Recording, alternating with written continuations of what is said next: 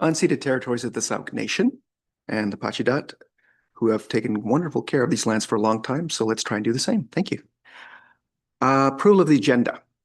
Just need a motion for that. Approve the agenda. Perfect. Member Ritz and Councillor Pearson, all in favor? Motion carries. Thank you very much.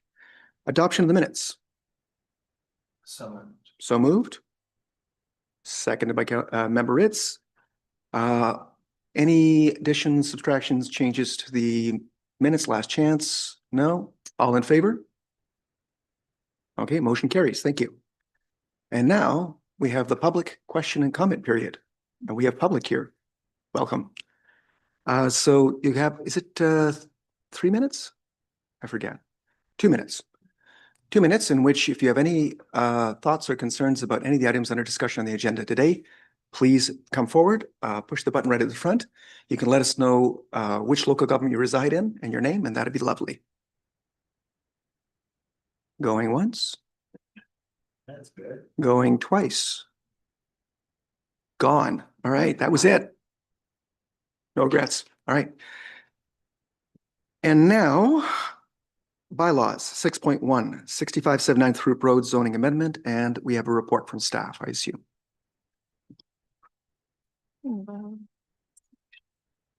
But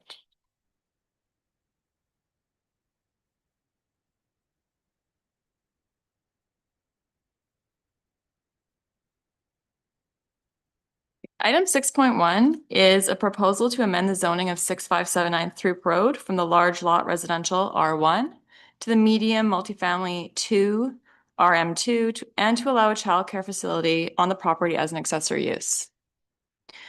So the 2.6 hectare property is located south of Throop Road between Church Road and Charters Road. It is within the community growth area and within the sewer serviced area. The property is zoned large lot residential or R1 and is within the community residential land use designation of the official community plan.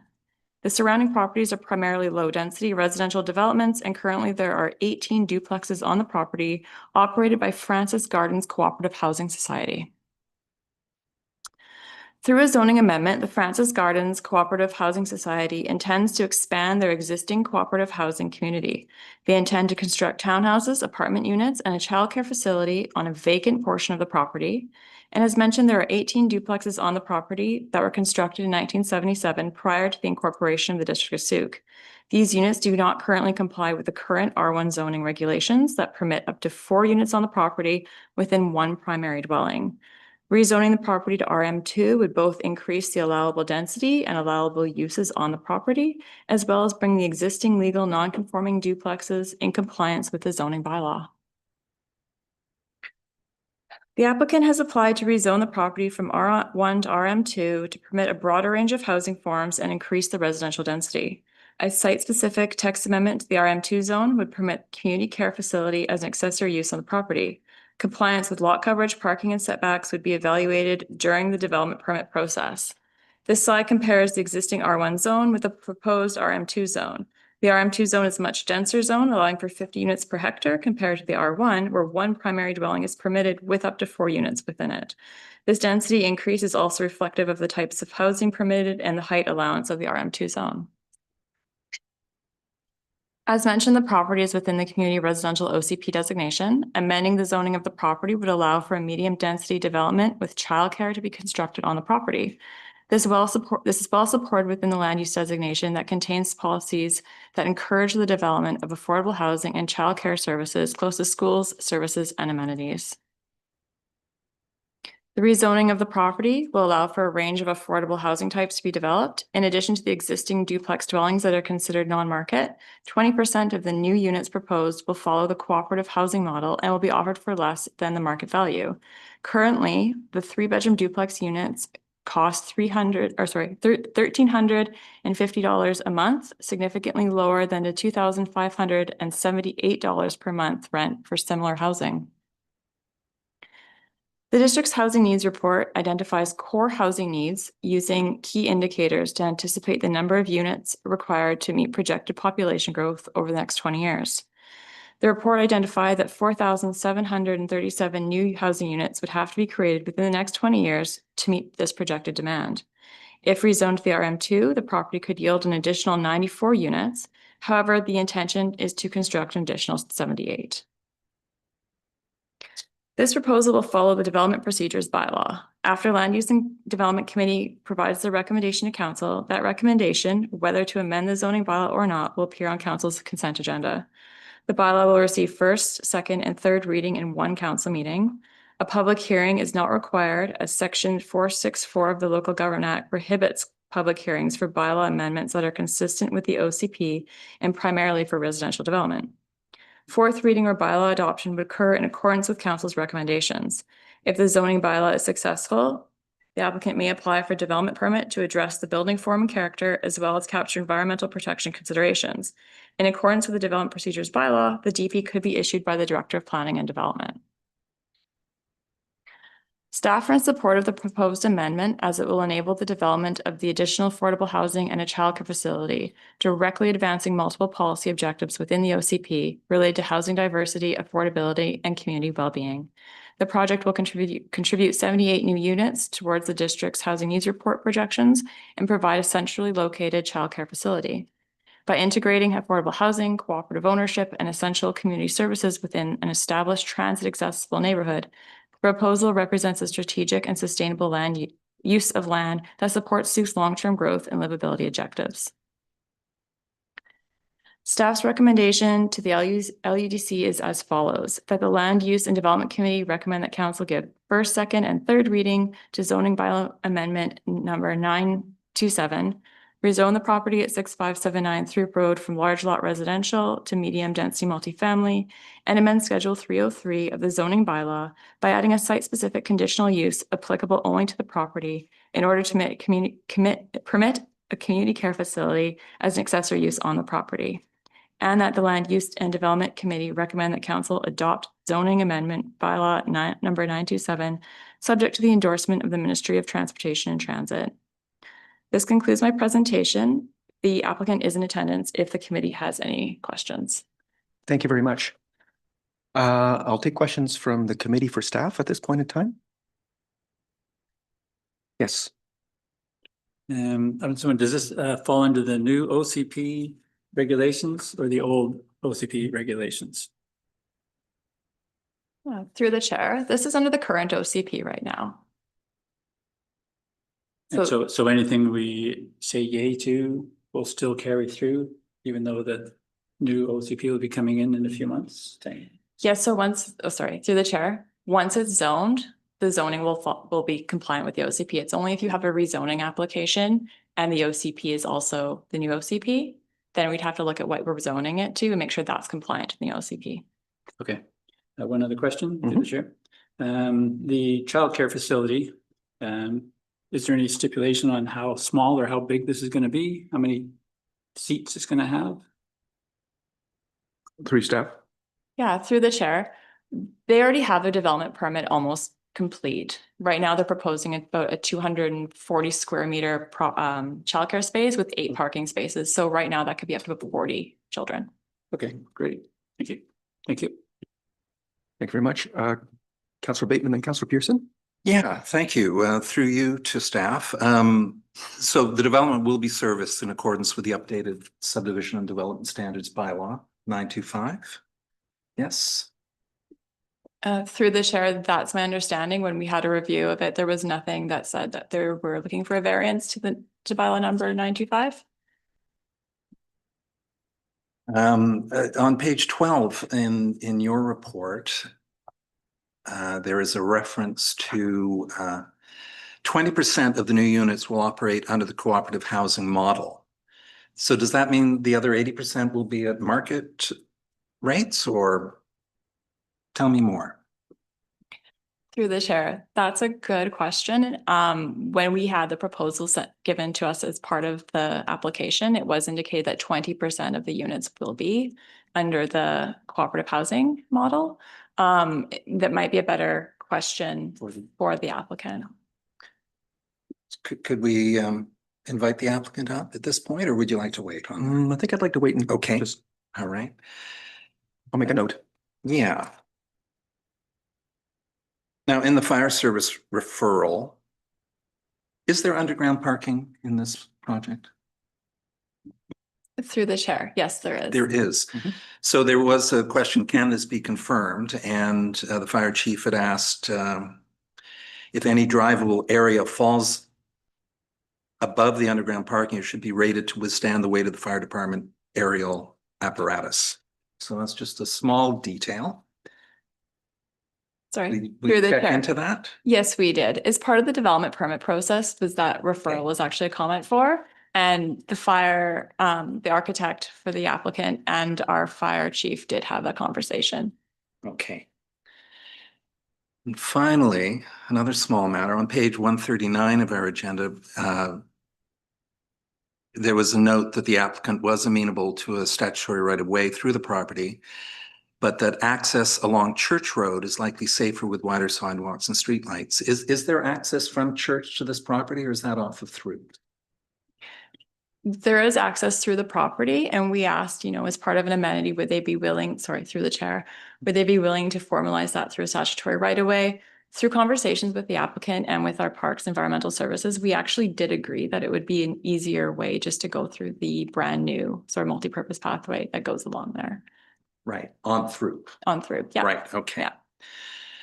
Good. My final comment relates to the community information meeting, and thanks to the applicant for holding one. I missed the Sooke News Mirror ad for both this and the other two, in fact, on today's agenda. So I'm wondering if in future staff could notify this committee and council as a whole about these information meetings when they're scheduled. Because I find it beneficial to attend these information sessions. So that's a request that may need a motion, but perhaps not. Could I get a comment from staff on whether or not it would be possible in some manner, through whatever mechanism, to make sure council is aware of information sessions that are happening for these types of developments? Is that a possibility? Anyone? Through the chair, I guess a cleaner way to do this would be to receive a motion from council. Perfect. So that would actually be a recommendation for council and maybe a motion arising not even sure in the committee, it's not a motion arising, or is it? How is that dealt with? It would be a motion from council, and also so we can make a note and discuss after the meeting. However, I would also want to question with staff first if we actually are always privy to that information as well. So we just want to suss this out a little Yeah, bit. we need to do it smart, make sure it's doable, achievable. Make sure it's doable, and then we can bring it forward. Yeah, that was my question around mechanisms and whether or not it was like, how do you do this, and is it possible, and can we make it happen? So moving along, Councillor Pearson. Yes, thank you, Chair. Through the chair to Ms. Batuzzi. So the current zoning R1, is that the current zoning? And that's basically what we're taking is the drain field portion of that current zoning, right? Isn't it just, we're just looking at the septic field, but you know, it's had trailers and things stored. So the intent of that land back in the day was some form of affordable housing. I can't remember exactly how that all worked, right? So it's in non-compliance now? Is that what you're telling us? Through the chair, the duplex portion, Gotcha. they're not in compliance because the R1 allows for one primary dwelling with 4 units. Right now, we have 18 duplexes on the property. Right, there's based on the square footage of the lot. Is that what we're looking at? Is that where it's in non-compliance, or is it? It's one per lot, one primary dwelling per lot. Okay. Okay, so the density that we're gonna look for then, which will satisfy the old and the new, is RM2. Through the chair, correct. And it would, when you said 94 units I think was what you quoted. So proposal 78, is the 94 units encompassing the entire property? It would be an additional 94 units. Oh, an additional 94. So it will be an additional 78 on top of the 18 existing, right? Correct. Gotcha. Okay, And through the chair, it's 36 units because it's 18 duplexes. gotcha. So, and that doesn't get subtracted off the overall density. It matches up. Yes. We're happy with that. Okay. Okay, good. Thank you. Thank you, Councillor Pearson. Mercy? No? I don't have any questions right now. Member Ritz? Yeah, I have a couple here. Some were already brought up on. I really like that the rezoning and the DP to work together because I had so many questions and then I got to the DP section and it answered a lot of things for me. So I was crossing out my questions. But just in general, how does it work? So if the DP didn't was given, but then it didn't proceed to building, would the DP be and the rezoning expire at some point? Would they or would the rezoning stay and the DP would expire? I think I can answer that. Okay. I believe the rezoning stays, but the DP does expire. Okay. And staff can confirm that, but I know DPs expire and zoning, unless we actually change it, stays. Yeah, through the chair, once the DP has been issued, it has 2 years 2 years. to commence Okay. construction. Thank you. And then on page 15, it talks about traffic. And I noticed that the traffic impact study wasn't shared on this one. And if I look on Facebook, which I hate to do, but sometimes do, there is a lot of talk about the impact of traffic. So I think just sharing the traffic impact study as a general rule would be a good idea because obviously we have experts weigh in on it. But on page 15, they're talking about the Sooke and Church Road intersections and that improvements that this development would affect the traffic volume there. And I was just curious, what improvements are happening there? I know there are some.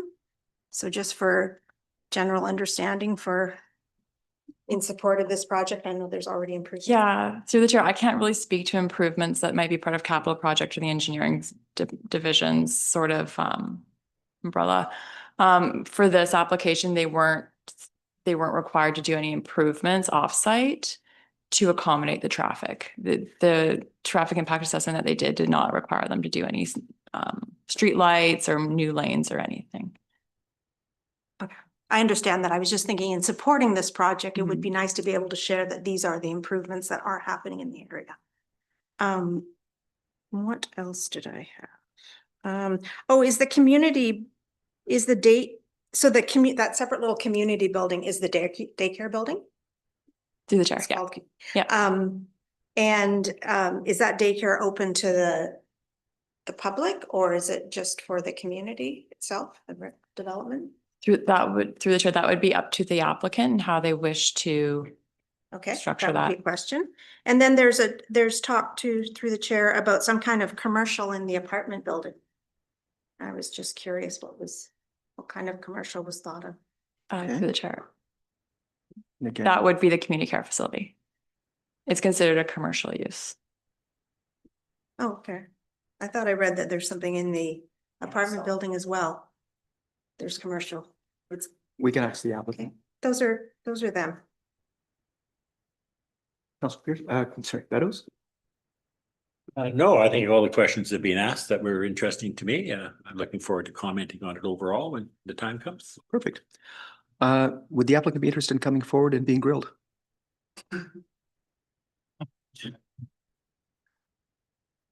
So your name and local government you reside in, if you don't mind.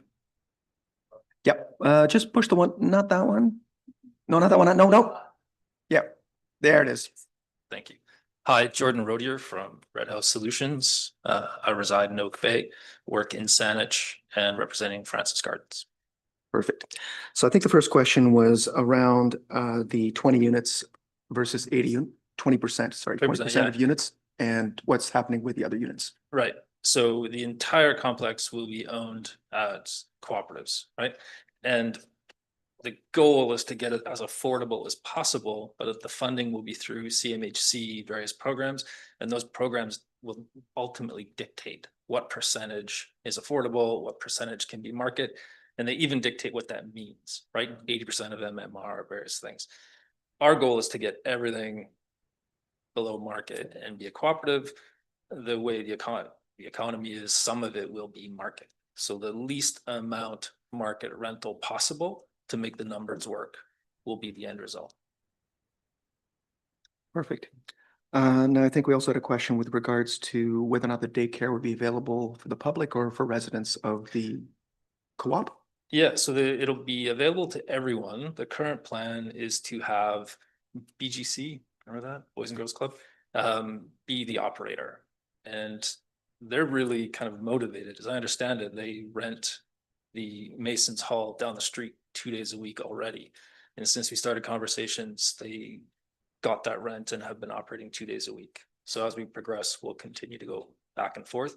And that'll help us define sort of ages, which then define fit out, which ultimately leads to cost. So it'll be a mix, but availability will be to the community. Thank you. The next question, I believe, was around some possible confusion.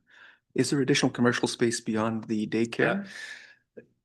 Yes and no. There is space carved out that would be the office, right, for the building, but it's defined as commercial space, but it would be used as the office for the building.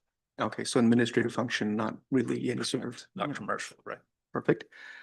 Okay, any further questions from any members while we have, yes, please.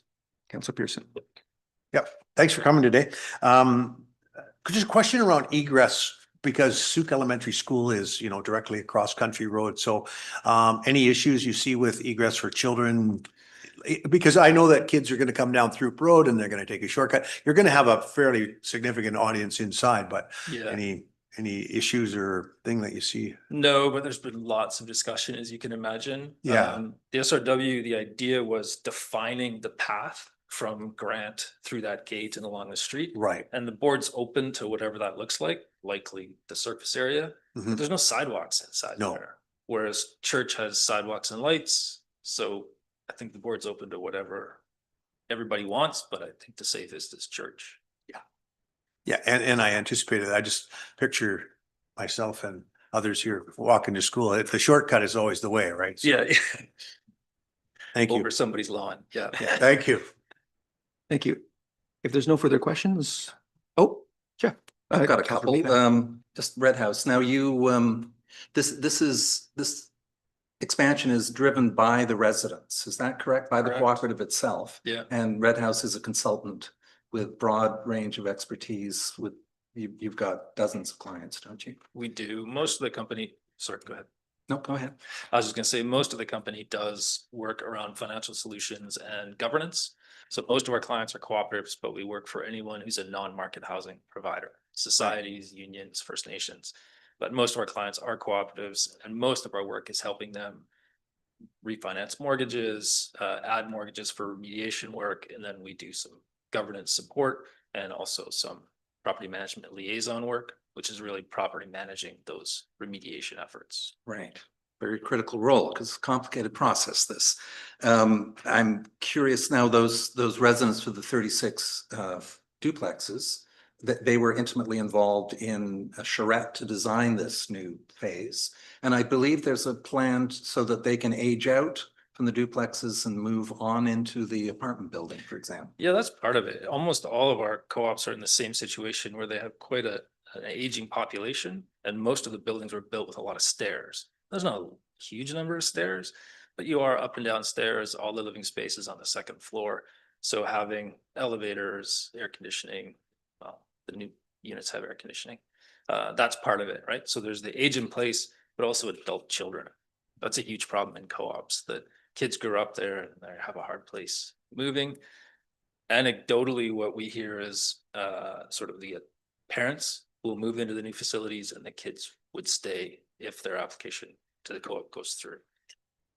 And finally, on that childcare, I think when we received this, the application to the province to get funding for the childcare, there were 54 spaces. Is it 54, 40, or some to be determined? No. Yeah, it'll be whatever fits in that space. The original plan was to go through was it called the childcare fund, Spaces. I think? Yeah, when that was open. So we kind of had a mad rush to try to fall within their parameter, and that would have used the amenity building, so the little building in the corner, for before and after school as mixed use, and then the dedicated space is childcare. And since that fund closed, and funding in general is problematic, we've limited it just to the existing commercial space. So whatever we can fit in there, density would be the end result.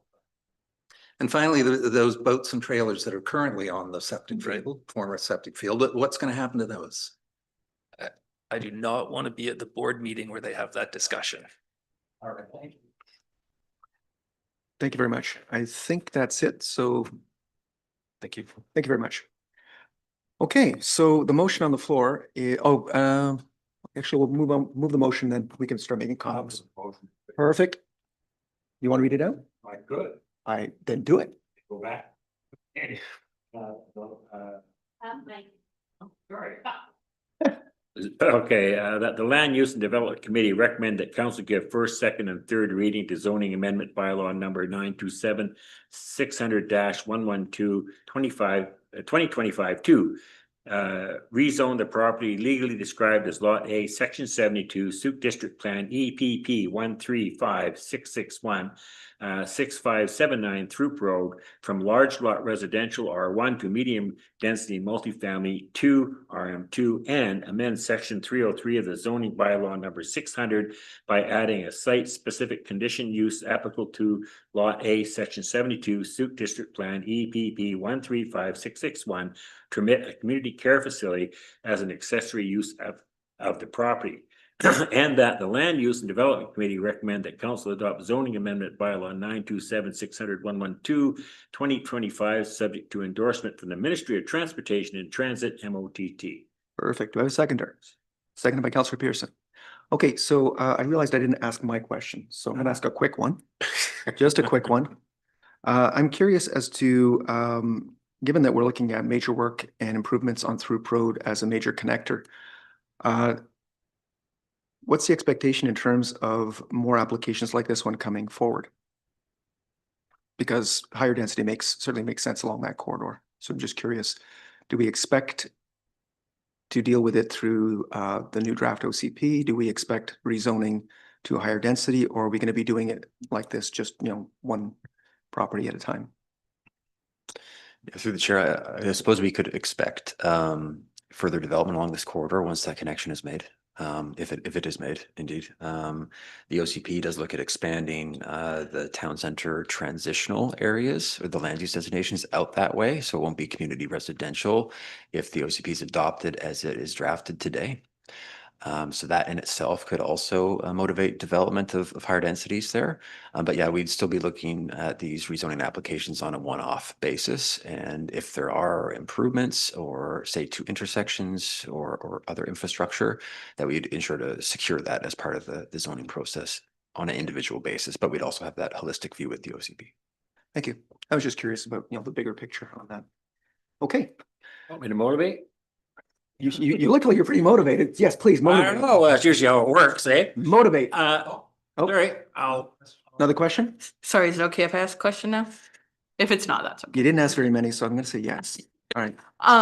Just thinking on that corridor, right down this, through the chair, sorry. Good. Right down the road is the ballpark from the community association. Was there any communication with the community association on, I know they're already struggling with parking there, if that many units are being brought in just down the street? Has there been any communication with the community association?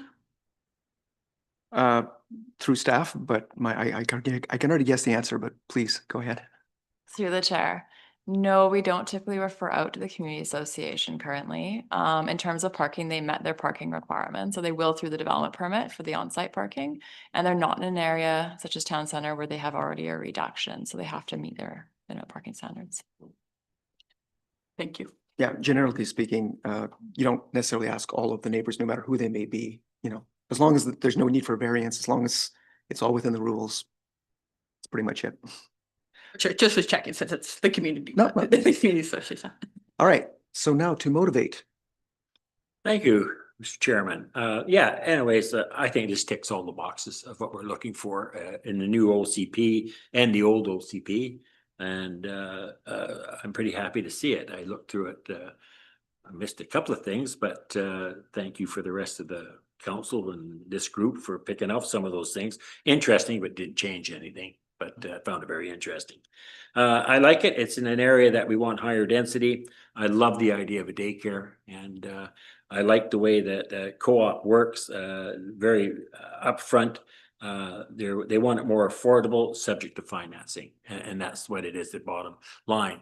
But they have been fairly good stewards in the past, and I look forward to them and give them encouragement to going ahead with this project. I think it's exactly what we need the area. So thanks. Councillor Pearson. It's makes use of existing infrastructure that was used at one time for a drain field, consistent with the project zoning, a little bit of a zoning change, which is going to maximize the density, close proximity to schools, egress to the downtown core. Yeah, it's a good project, as Councillor Peto said. Thank you. Any further comments from any of the members? Member Ritz. I will just give a shout out to affordable housing and a goal of zero carbon step code. So, Nice. so thank you. Councillor Bateman? I was going to note as well, this is a classic zero carbon step code level 4 construction, heat pumps, not gas. It's wonderful. It's a very progressive project here that we're seeing, and it's really setting the tone, I hope and think, for Sooke's future development. Win-wins all around. Thank you. Thank you. Mr. Barry? Yeah, I agree. It's a great project. I work with lots of builders and developers achieving level 4 step code fairly easily nowadays. There's a lot of the trades are coming up in knowledge along with that, so it should not be too difficult to achieve. So congratulations on that. I'm also very happy about, the zero carbon, but at the same time, I can't help but think that, well, if you want affordable housing, of course, you're going to try and go for electric and heat pumps if you're trying to make it affordable. It just makes sense. Sorry. Having said that, I also think it's exactly the kind of project we need, and definitely the type of development we were hoping to see there. So thank you so much for your good work. And I will call the question. All in favor? Motion carries. Thank you very much. Okay, on to 6.2, I believe. And that's 6940 West Coast Road zoning amendment. And I'm assuming you have a report from staff as well.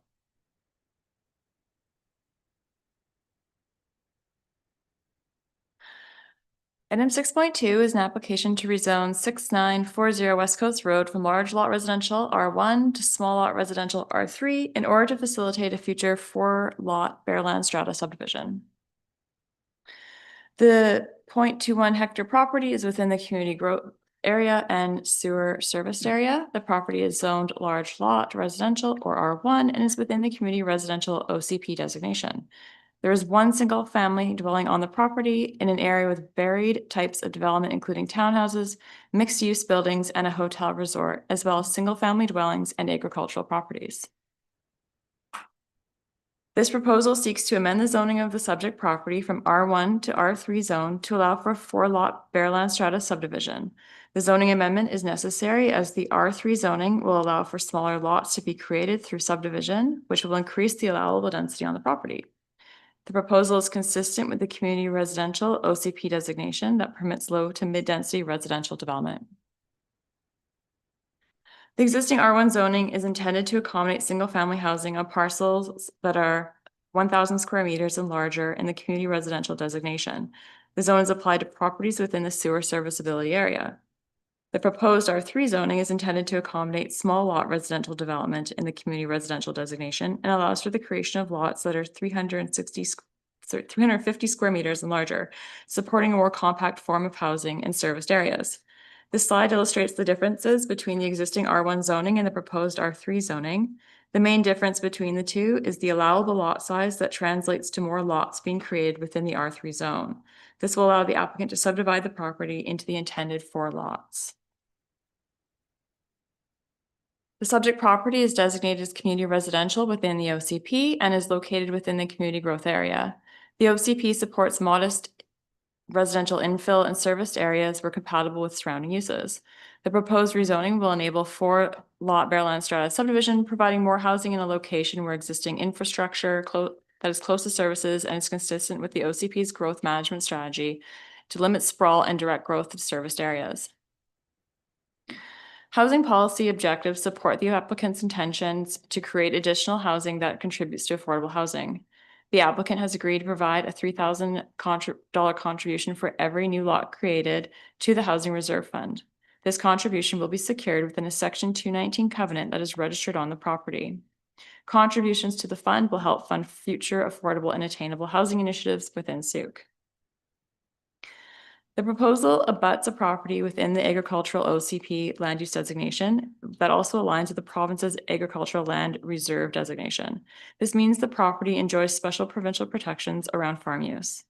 OCP policies encourage the use of landscape buffers and setbacks to reduce land use conflicts between urban development and adjacent agricultural areas. The applicant has provided an agricultural land reserve buffer report prepared by Danica Consulting. The report provided recommendations set to mitigate issues having residential development adjacent to farmland. Recommendations included a 10-meter no-build area from the northern property line, seen on the slide in dark green, a 3-meter wide vegetated buffer, seen in light green. The plantings recommended are fire smart and non-invasive, and a fence no less than 1.8 meters high that will be installed along the northern property line. These recommendations will be secured within a Section 219 covenant that must be registered prior to bylaw adoption. The district's housing needs report uses key indicators to predict future housing needs. The housing needs report projects that over the next 20 years, the district will need to add 400,737 units of housing to keep pace with population growth. A zoning amendment to the R3 zone would allow for an additional 3 lots to be created on the property. This proposal will follow the development procedures bylaw. After Land Use and Development Committee provides the recommendations to council, that recommendation, whether to amend the zoning bylaw or not, will appear on council's consent agenda. The bylaw could receive first, second, and third reading in one council meeting. A public hearing is not required, as Section 464 of the Local Government Act prohibits public hearings for bylaw amendments that are consistent with the OCP and that are primarily for residential development. Fourth reading or bylaw adoption would occur in accordance with council's recommendation. If the zoning bylaw is successfully amended, the proposal would require subdivision approval through a separate application. Staff support the applicant's proposal to amend the zoning of the property from R1 to R3 through the adoption of bylaw number 929. The zoning amendment would allow for additional housing to be created, thus crediting the district housing needs report target of 4,737 additional homes in the next 20 years. The proposal will add $3,000 per lot towards the Housing Reserve Fund for a total of $9,000 if 3 lots were created through subdivision, as the applicant intends to do. A Section 219 covenant registered through the zoning amendment will secure setbacks to mitigate issues between the development and the farmland that are not in place currently.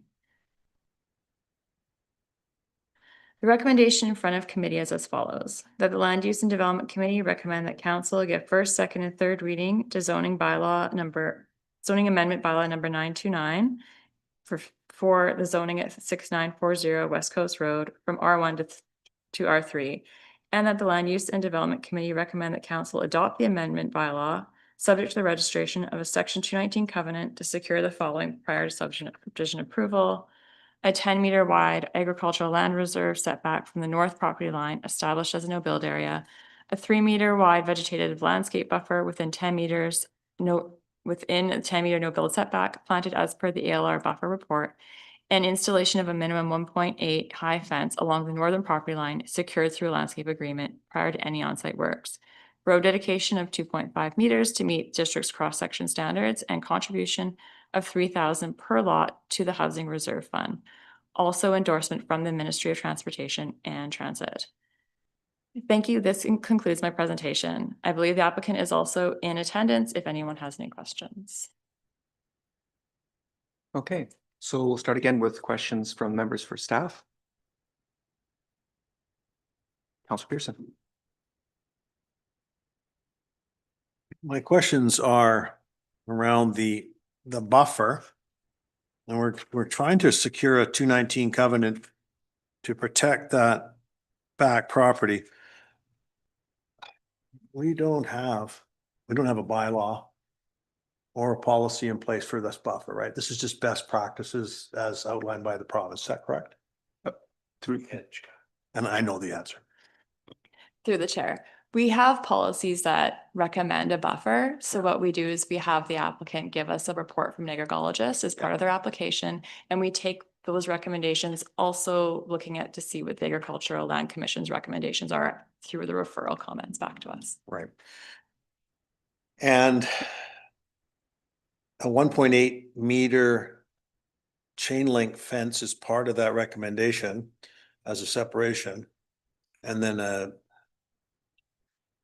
I have trouble when there isn't a bylaw and there isn't a policy. But I do agree with the fire smart buffer, but the 10-meter setback. So my question is the 10-meter setback no build? Is that no build anything, or is that no build principal residence? Through the chair, it's no build structures. Gotcha. So my comments are, you get into this late. There is limited buffering done on this property. It's an RU3 that he's up, that this applicant's up against, which also is a residential, and I get it, what it is. But you come in late and you have to build a buffer where there isn't a buffer all the way along. And you're taking a small lot, because this is getting small on these lots, and then you're restricting for garden shed storage. It starts becoming a smaller than small lot. So we don't have that policy. So I struggle with these 219 covenants restricting someone to build something on the back of their property, like a garden shed or tool storage or anything like that. I don't have a problem with the laurel hedge within that first 2 or 3 meters blocking the site. If somebody wants to put a 1.8 meter fence, I'm okay with that. But I don't like the 10-meter setback. So anyway, that's just my opinion at this point. I don't have any more questions, actually. okay. Any other questions for staff? Councillor Bateman. Yeah, so I see the recommendations are following the Agricultural Land Commission through you to staff. Referral, the referral does refer to a solid fence, not a chain link fence. So will it be a solid or chain link fence? Through the chair, the recommendations from the report had a different fencing options. The one feedback from inside the report did say chain link. So the way that section 219 reads, it is as per the recommendations from Danica Consulting. So if we wanted to ask for a solid fence, we could. It is an option within those recommendations. And so in that ALC letter, it did note that this 10-meter 10-meter no build setback and the 3-meter buffer are still significantly smaller than the recommendations of under the agricultural land reserve regulation. Through the chair, that's correct. That is They have a 30-meter setback Yeah. for all residential uses, and that is consistent with it. And as Councillor Pearson says, it's a tiny lot, a relatively small lot, so 30 meters is absolutely impossible. I'm curious, I believe in this the draft OCP, there is a direct reference to buffers and the ALC edge planning guide. Is that correct, Mr. Riley? Yeah, through the chair, one of the action items in the OCP is to look at establishing a setback to ALR properties in the zoning bylaw itself. So it becomes something that can be consistently applied and supposedly varied as well. But it would be something that would be actually baked into a bylaw rather than just best practice or recommendations. And please continue directing your questions through me. Through you, yes. So good news for that draft OCP. Another good upside. Okay, that's all I've got. Thank you. Thank you, Councillor Bateman. Any further questions? I'm not seeing a lot, but, oh, Member Barry. Through the chair, it's just a mathematical question. There's a note up there about 10% of units will be affordable. How do you get 10% out of 3 lots? Or am I mistaken on that? Well, through the chair.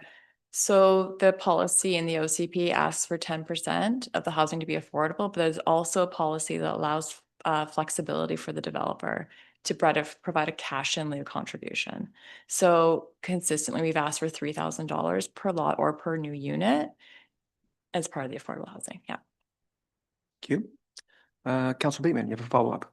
Yeah, so through you to staff, in following the subdivision and development standard bylaw, there will be a sidewalk and widened shoulder at the front of the property. Is that correct? Through the chair, it'll follow the standards. I believe you're correct. It will have a 2.5 meter wide dedication. I believe that also includes a sidewalk. Okay. Now, my comment here would be that over the summer, I've noted boat trailers parking along stretches of the north side of the West Coast Road. And I'm not sure if in this exact location, but it's quite alarming to me to see boat trailers on the north side. We have a problem enough on the south side. I'm wondering whether no parking signs should be part of this package.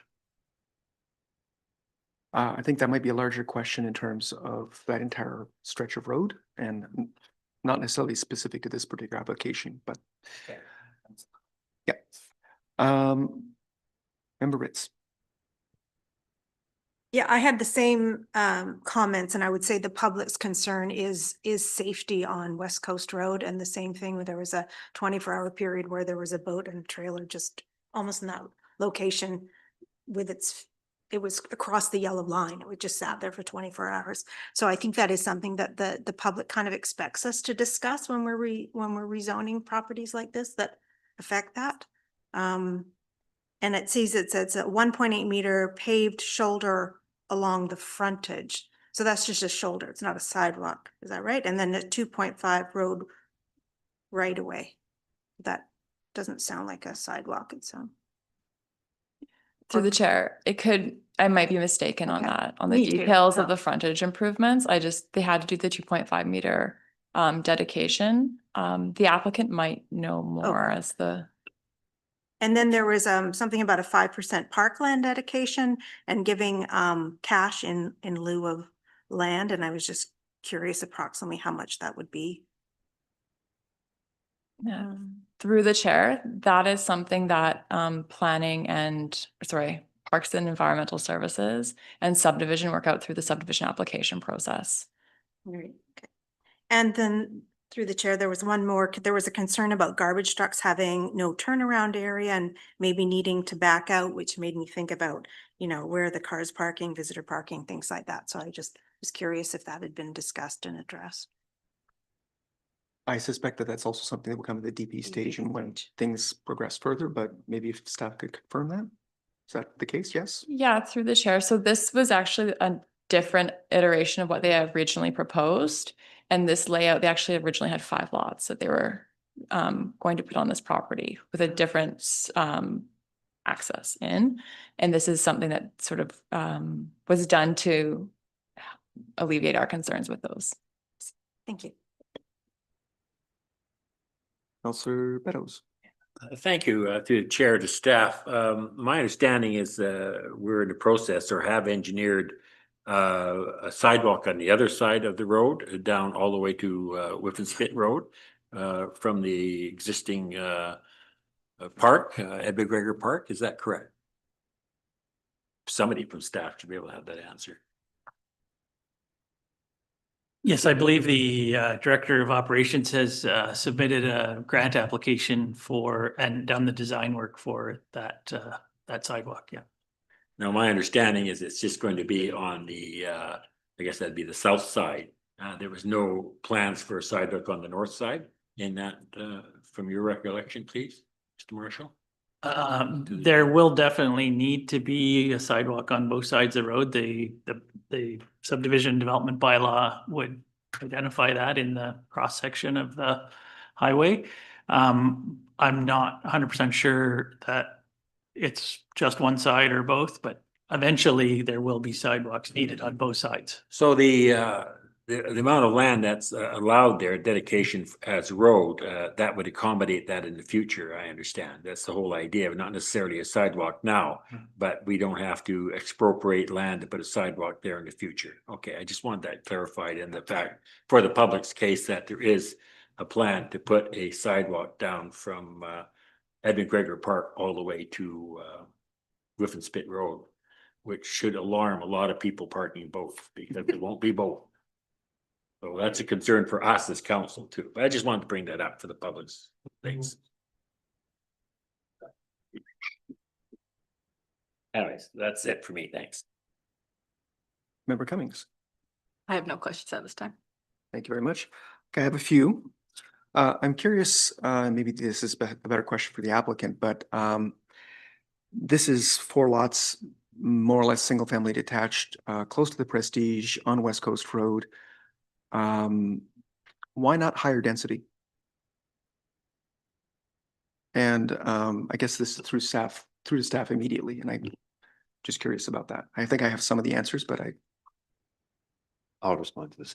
Yeah, so I guess the R3 zoning, it does permit up to 4 units per lot. So there would still be the option for higher density, I suppose, but not in the 5+ range. And along with that, given that it is West Coast Road in an area where there is some commercial, why not commercial with higher density? It just feels like that particular area might be appropriate. It might not be town center, but in terms of providing amenities to the local residents and to, support what's already there, that seems to make a certain amount of sense. But is it because our zoning at this moment is very much not in favor of that? Is this because the OCP is not in favor? I'm curious why. Yeah, this is community residential, so there would be opportunities for neighborhood scale commercial development. But really, at the end of the day, it's the applicant's decision on what they want to proceed with. So in this case, it's residential focused. Okay. And it sounds like the If I applicant may, is- through the chair, Please. shed some light. Thank you. The applicant, this is an estate property. It was her father's, and she's sort of rezoning it in order to dispose of it. We did look at several options, including townhouses. And because it's just not that big of a site, the 4 single families with suites actually was the better yield. I think townhouses, we were able to get maybe 6 on there, just the way that the lot's configured with the access and the setbacks from the ALR land.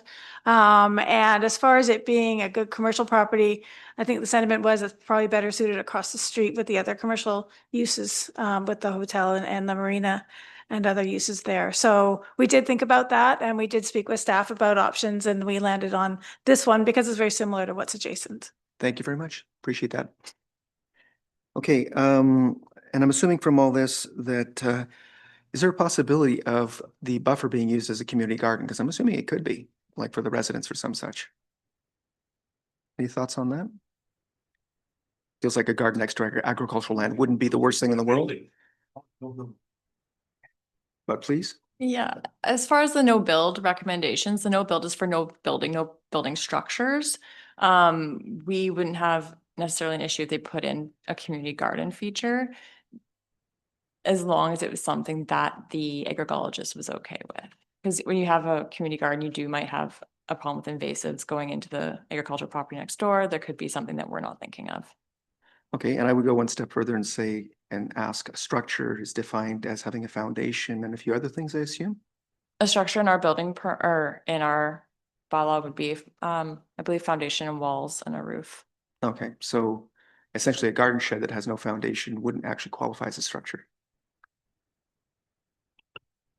It's anything supported by land. So a structure is basically, yeah, it doesn't have to have a roof or walls. It can be a platform, for example. So Oh, it could be a platform. The area is intended to be barren or vacant, with the exception of potentially some horticulture or something like that, as long as it's in accordance with the agrologist recommendations, as Lauren mentioned. Okay, because I've run into this sort of thing, for example, with agricultural regulations before. I've looked at it fairly carefully. And there are options, for example, sometimes with things like, having something that rolls in and can be rolled off. So things that are not permanent, things that are not actually going to stay there, things that can be removed, can sometimes be considered. I think what's important here is that the buffer is actually meant to accomplish a particular purpose, and the spirit of it is to actually maintain a separation. Not sure exactly what they will with that and what makes it right or not, but wow, that is. But I'm curious about what uses could be made of that buffer, as I think Councillor Pearson is. But thank you for that. At this point, I think it's time to read out the motion and then maybe have some comments. So. Any further questions for the applicant? Councillor Pearson, then Councillor Bateman. Thank you for the application. My question is going to be around that buffer. And it's, you know, the intent of the best practices are for large scale farms, 140 acres, mostly on the mainland. We are here. It's supposed to be, and the intent is, and I'm glad that the chair mentioned it, the spirit of it is separation, and it's supposed to be shared by both sides. It feels like the applicant is going to bear the brunt of this separation. How does the applicant feel about this? Thank you, through the chair. We did work pretty collaboratively with staff and our agrologist. It is a large setback for a single family home. Usually you're looking at, you know, between 5 and 6 meters of a rear yard setback. So we have 10. So these people have large backyards. And these are, just to be clear, there'll be private yard space for those 2 homes at the back. So I have experience in other jurisdictions, smaller setbacks. I've experienced larger setbacks requirements, so I can give examples if you wish. You know, it was a real squeeze getting all these setbacks and the road dedication and still getting these 4 lots to be feasible. And I think we've been able to do it. If it were a lesser setback, we would not be sad. So, but we, you know, we've worked to make it work. So if it's required, it's required. The builder would provide the landscaping and fencing, and yeah, it's meant to be private yard space for the individuals. As a sidebar, I do have other people in ALR lands that are keen on community gardens, so they will come, I hope. Thank you. Councillor Bateman. Yeah, I was going on the same subject. So the Danica report that you commissioned does state clearly that these buffers are the responsibility of the agricultural landowner and the residential landowner. So Ms. Hooper's recommendation was that maintaining that forested area behind your property as a natural buffer and screening, this recommendation should be passed on to the property owner, the ALR property owner. So hopefully that will be done. So that's not a question, but are you in touch with the landowner at all? Or do you have? Yes, we speak regularly. So the agricultural landowner, Yeah. oh, no, I'm sorry, I'm not. When Ms. Hooper did the analysis as the agrologist, she did reach out to the ALC to find out what they were comfortable with, and I believe their referrals reflected what we have done. Sorry, through the chair, I didn't say that. And finally, through the chair, so you're planning for these four single family homes, but you do have the option moving ahead to put as many as four units per lot. However, is that still an option for you? Again, through the chair, it is permitted by the legislation, but it's a pretty tight site, and parking, I think, would be a problem. So while you can do it, should you do it, single families and suites is probably a reasonable density here as far as being able to park it and move around safely, have your visitors come and go. I'm not seeing a lot of uptake on the foreign ones on this size of lot, frankly. I think it's difficult to do properly. Thank you. Any further questions from members of the committee?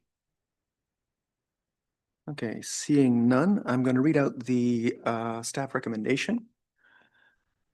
And that's that the Land Use and Development Committee recommend that council give first, second, and third reading to zoning amendment bylaw number 929-600-113-2025 to rezone the subject property legally described as Lot A, Section 4, Sooke District Plan VIP 31459, 6940 West Coast Road from large lot residential R1 to small lot residential R3. and that Land Use and Development Committee recommend that council adopt the amendment bylaw subject to registration of an S-219 covenant in priority to all other charges secure the following prior to subdivision approval. 1, a 10-meter wide agricultural land reserve setback from the north property line established as a no-build area per Summit Land Survey Plan, March 12, 2025. 2, a 3-meter wide vegetative landscape buffer within the 10-meter no-build setback planted per the ALR buffer report prepared by Danica Consulting, May 4th, 2025. 3, installation of a minimum 1.8-meter high chain link or page wire fence or equivalent along the northern property line secured through a landscape agreement prior to any on-site works. 4, road dedication of a 2.5-meter to meet the district's cross-section standards and contribution of a 3,000 per lot to the Housing Reserve Fund bylaw number 259. Do I have someone to move? So Moved. Anyone to second? Seconded by Mr. Barry. Comments or motivation? Yeah, I think the staff report says it all. This aligns with the OCP, with the infill ambitions of the community, and thank you. Mr. Barry?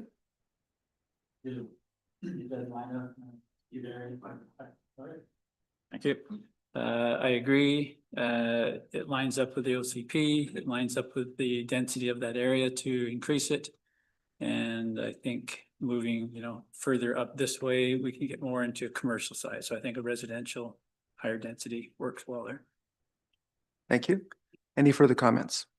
Councillor Pearson? Yeah, I will vote to have this move to council, but I have a question to the chair and to our corporate officer.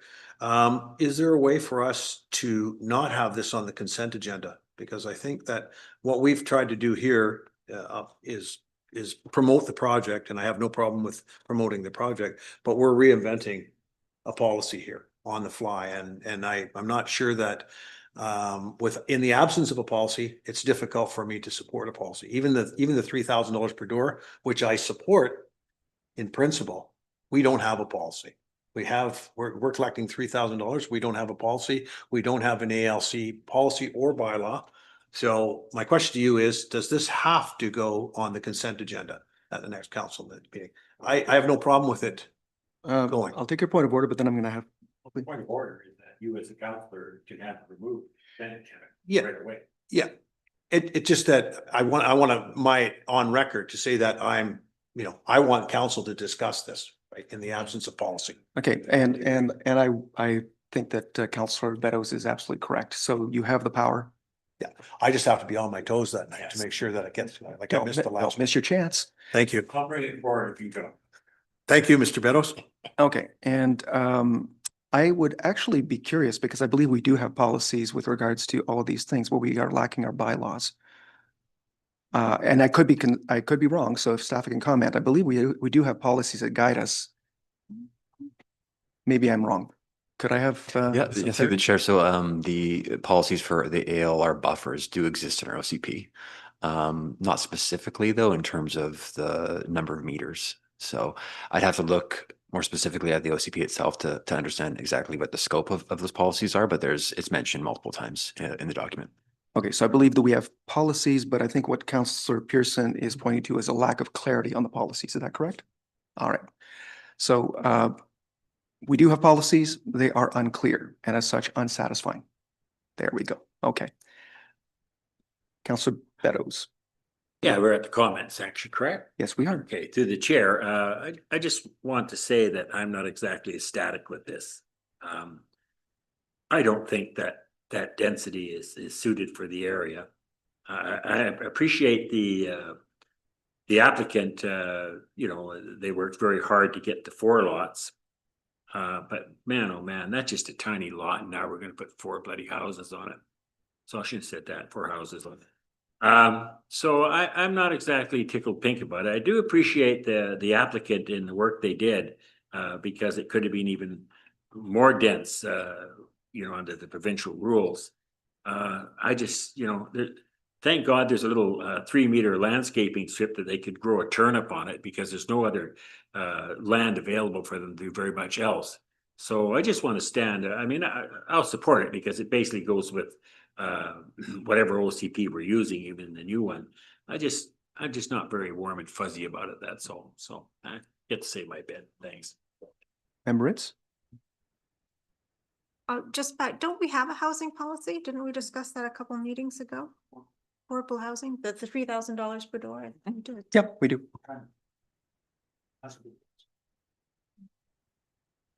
So just for clarification, I brought a draft housing policy to the Land Use Development Committee, and it went to council with the recommendation to meet with the Sooke Builders Association and advocacy groups. I did do that a couple of weeks ago. Had a meeting with the Sooke Builders Association representatives and have gotten some feedback from them. They had some questions, which I'm going to get answers back to them. So we're in the midst of discussing that. So that policy is going to be coming back in a final form in the future. But right now we have a reserve fund that says that as part of development that money can be put aside for affordable housing. We have an official community plan that identifies that either 10% of new housing be dedicated to affordable housing or a cash contribution be made in lieu of the 10%. So that's what we've been working with to date. Since I've been here, the $3,000 figure is the one that has been used for every development we've adopted thus far since I've been here. We are looking at $4,000 in the $4,000 range in the draft policy for single families and $3,000 for multifamily. But obviously, that's still to be discussed further along with the final policy. I would also comment that I think very similar to the other policy question, we've had policy for a long time around affordable housing with this 10% contribution. But once again, it was very unclear and how to interpret it was up for grabs. And so the lack of clarity created all sorts of issues in terms of negotiations and should I be paying more? Should I be paying less? What's going on here and all the rest? So it's not that we don't necessarily have policy. I think we don't have clear policy. But we're working on it. We're working on clarifying, but sometimes it's very hard to use if it's open for interpretation or open for too much interpretation. I think that's been the case with some of these. Almost there. Woo! Mr. Marshall. Whoa! Okay, moving on. Ms. Cummings. I support it. I think it meets requirements. I agree 10 meters seems like a lot. You can get pushed farther and farther forward instead of creating maybe a nicer looking house. You're now restrained to a little tiny box, but if it's requirements, it is what it is. And final comment, I feel pretty much the same. I think that the applicants and staff worked hard in order to accomplish the applicant's goals. It's a bit pinchy, but it sounds like at least some of that 10 meters will be used as backyard, which is not a bad thing. So I will be supporting the recommendation. So at this point, I'm going to call the question. All in favor? Motion carries unanimously. Thank you very much. And we're on to report 6.3, which is 2103 Townsend Road zoning amendment. Yes, thank you. This agenda item is regarding a zoning amendment at 2103 Townsend Road. The subject property, the subject property is just over 1,400 square meters and currently contains a single family dwelling. It's located within the town center land use designation, approximately mid-block on Townsend Road. Surrounding land uses include large lot residential, R1 to the north, south, and west, and district-owned Lot A to the east, the west portion of Lot A being Zone P2 for community facilities, an area planned for future park. This application is proposing to rezone the subject property from large lot residential to town center apartment, RM5, to accommodate a multi-unit residential development. The applicant has provided a conceptual plan, which is attached to the staff report and includes a 4-story apartment building with potentially 15 units. However, these details will be confirmed at time of development permit following rezoning. And as a reminder, a development permit in the town center must be considered by council and is not eligible for delegated approval under the Development Procedures Bylaw, number 900. The property is designated town center in the OCP. This land use designation encourages multifamily housing and higher density residential forms, and it is envisioned as the main economic hub of the community. Policy objectives for the town center include providing a range of housing types and tenures, affordability, and smart growth principles such as compact design and walkability. Increased density in this location also supports nearby businesses and improves the viability of transit services consistent with OCP objectives. In accordance with the OCP's housing policies, the applicant has agreed to provide $3,000 per unit to the district's housing reserve fund, secured via registration of a covenant as a condition of zoning. The town center plan identifies this area as a focus for higher density residential growth. Apartments are supported with policy guidance suggesting buildings generally to be 4 stories with allowance for taller signature buildings in some locations. This application aligns with the plan's intent to strengthen the town center by adding new residences closer to services, supporting local businesses, cultural activity, and smart growth principles. The property is currently zoned R1, which permits single-family dwelling and small-scale multi-unit housing with a maximum height of 3 stories up to 12 meters. The applicant is requesting a rezone to RM5, which allows apartments up to 6 stories and 25 meters in height. The RM5 zone requires that at least 10% of the lot is developed as amenity space and has a minimum side and rear lot line setbacks of 4.5 meters when located adjacent to a single-family dwelling or duplex or existing housing as identified in the town center plan, all of which would apply to this property. Given the OCP and town center plan, staff are recommending a covenant to limit building height to 4 stories or 17 meters. This aligns with policy direction of the town center plan while balancing surrounding neighborhood context. Note, should rezoning be approved and policy change, the applicant will be eligible to apply to discharge the covenant as it relates to the height restriction. A traffic impact assessment was conducted as part of this application. It concludes that the project will generate approximately 6 two-way trips during peak hours with no expected impact on road conditions. A sewer serviceability review also confirmed that upgrades underway on West Coast Road will resolve capacity constraints and support this development. A major point of discussion with this application is the district's request for a statutory right-of-way or SRW to secure a future public pathway through the subject property to Lot A at the rear. Staff initially considered a full 5-meter wide SRW, which is the standard width to accommodate an urban pathway, but acknowledged the impact on the developability of the site, considering the required road dedication. Therefore, the request was reduced to 2.5 meters. 2.5 meters would allow for half the width to be secured along the north or south property lines, to later be combined with an additional 2.5 SRW on the adjacent property, making that 5-meter total. The 2.5 meter SRW for public pathway connection aligns with policies in the OCP, Parks and Trails Master Plan, and Transportation Master Plan, which calls for improving walkability in the town center and ensuring park access from multiple sides. It also supports the town center's plan's objectives for pedestrian connectivity. Notably, the applicant is not in favor of the SRW condition, even at 2.5 meters, citing impacts on amenity space, parking, and building layout. They have suggested that other future developments on Townsend Road may provide better opportunities for connection. Please note that staff have included an alternate motion with the report to reflect the applicant's preference to remove the 2.5 meter SRW condition. Engineering stated they require a 4-meter road dedication along Townsend Road to meet the town center cross-section standard outlined in the bylaw, in bylaw 925, the SCS bylaw. This will be secured through a covenant prior to adoption. They also provided advisory comments that will be addressed at future development stages. Due to the property being located within 800 meters of Highway 14, Ministry of Transportation approval is required before adoption of the zoning amendment. Other internal and external agencies did not raise concerns related to the rezoning, though several provided advisory comments for the applicant to consider as the project moves forward. The applicant had hosted a public information meeting in June 2025 with 4 attendees. Questions and comments focused on the narrow roadway, potential for increased on-street parking, and the scale of the proposed building compared to nearby single-family homes.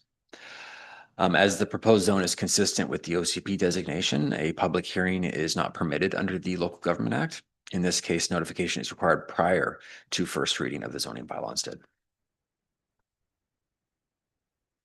And in conclusion, this application is consistent with the town center land use designation in the OCP and aligns with the goals of the town center plan. It would provide additional multifamily housing in a walkable service location and contribute to the district's Affordable Housing Reserve Fund. The proposal also supports smart growth objectives by encouraging compact development that strengthens local businesses and transit use. And finally, it also presents an opportunity to improve future connectivity to Lot A through the requested SRW, which remains a key decision for the committee. And with that, staff are recommending that the committee recommend council give first, second, third reading to the zoning amendment bylaw, and that prior to adoption of the bylaw, the applicant register a section 219 covenant on title to secure the 4-meter road dedication, a height limitation of 4 stories and 17 meters, an affordable housing contribution of $3,000 per unit, and a 2.5-meter SRW for a pathway connection to Lot A at the rear of the property. And that prior to adoption, the bylaw is forwarded to the Ministry of Transportation and Transit for approval. I've included the alternate motion here as well, just for corporate services to include should council go that direction. But we do have for staff for any questions, and the applicant is available as well for questions if the committee has questions directed directly to them. Thank you. Thank you very much, Mr. Riley. All right, so questions from members for staff at this point. Councilor Pearson. Yes, thank you, Chair. Through the chair to planning or manager.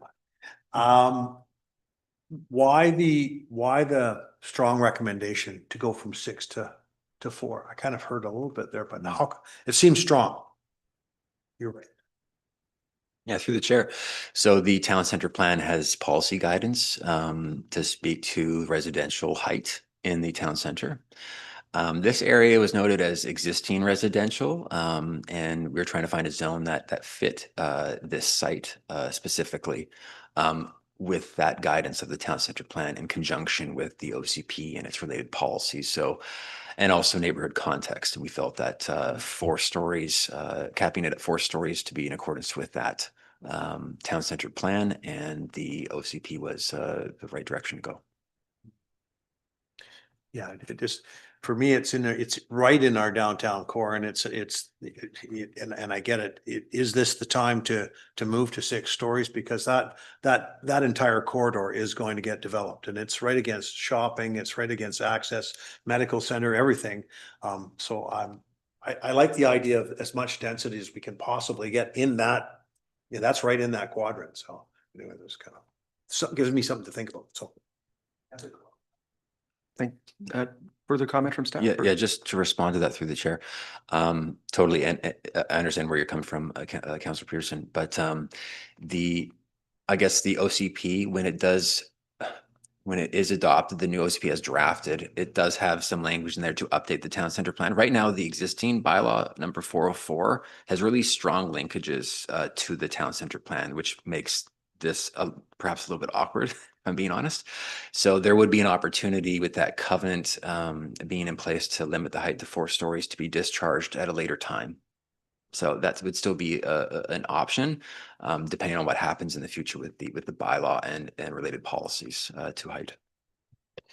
Yeah, I look at Mariners Village, which has got the natural slope taking the 6 stories down, like on that natural visual. So, but the town center, at some point, we're going to make a transition from, a small urban community to a more dense communities. Anyway, thank you. Thank you.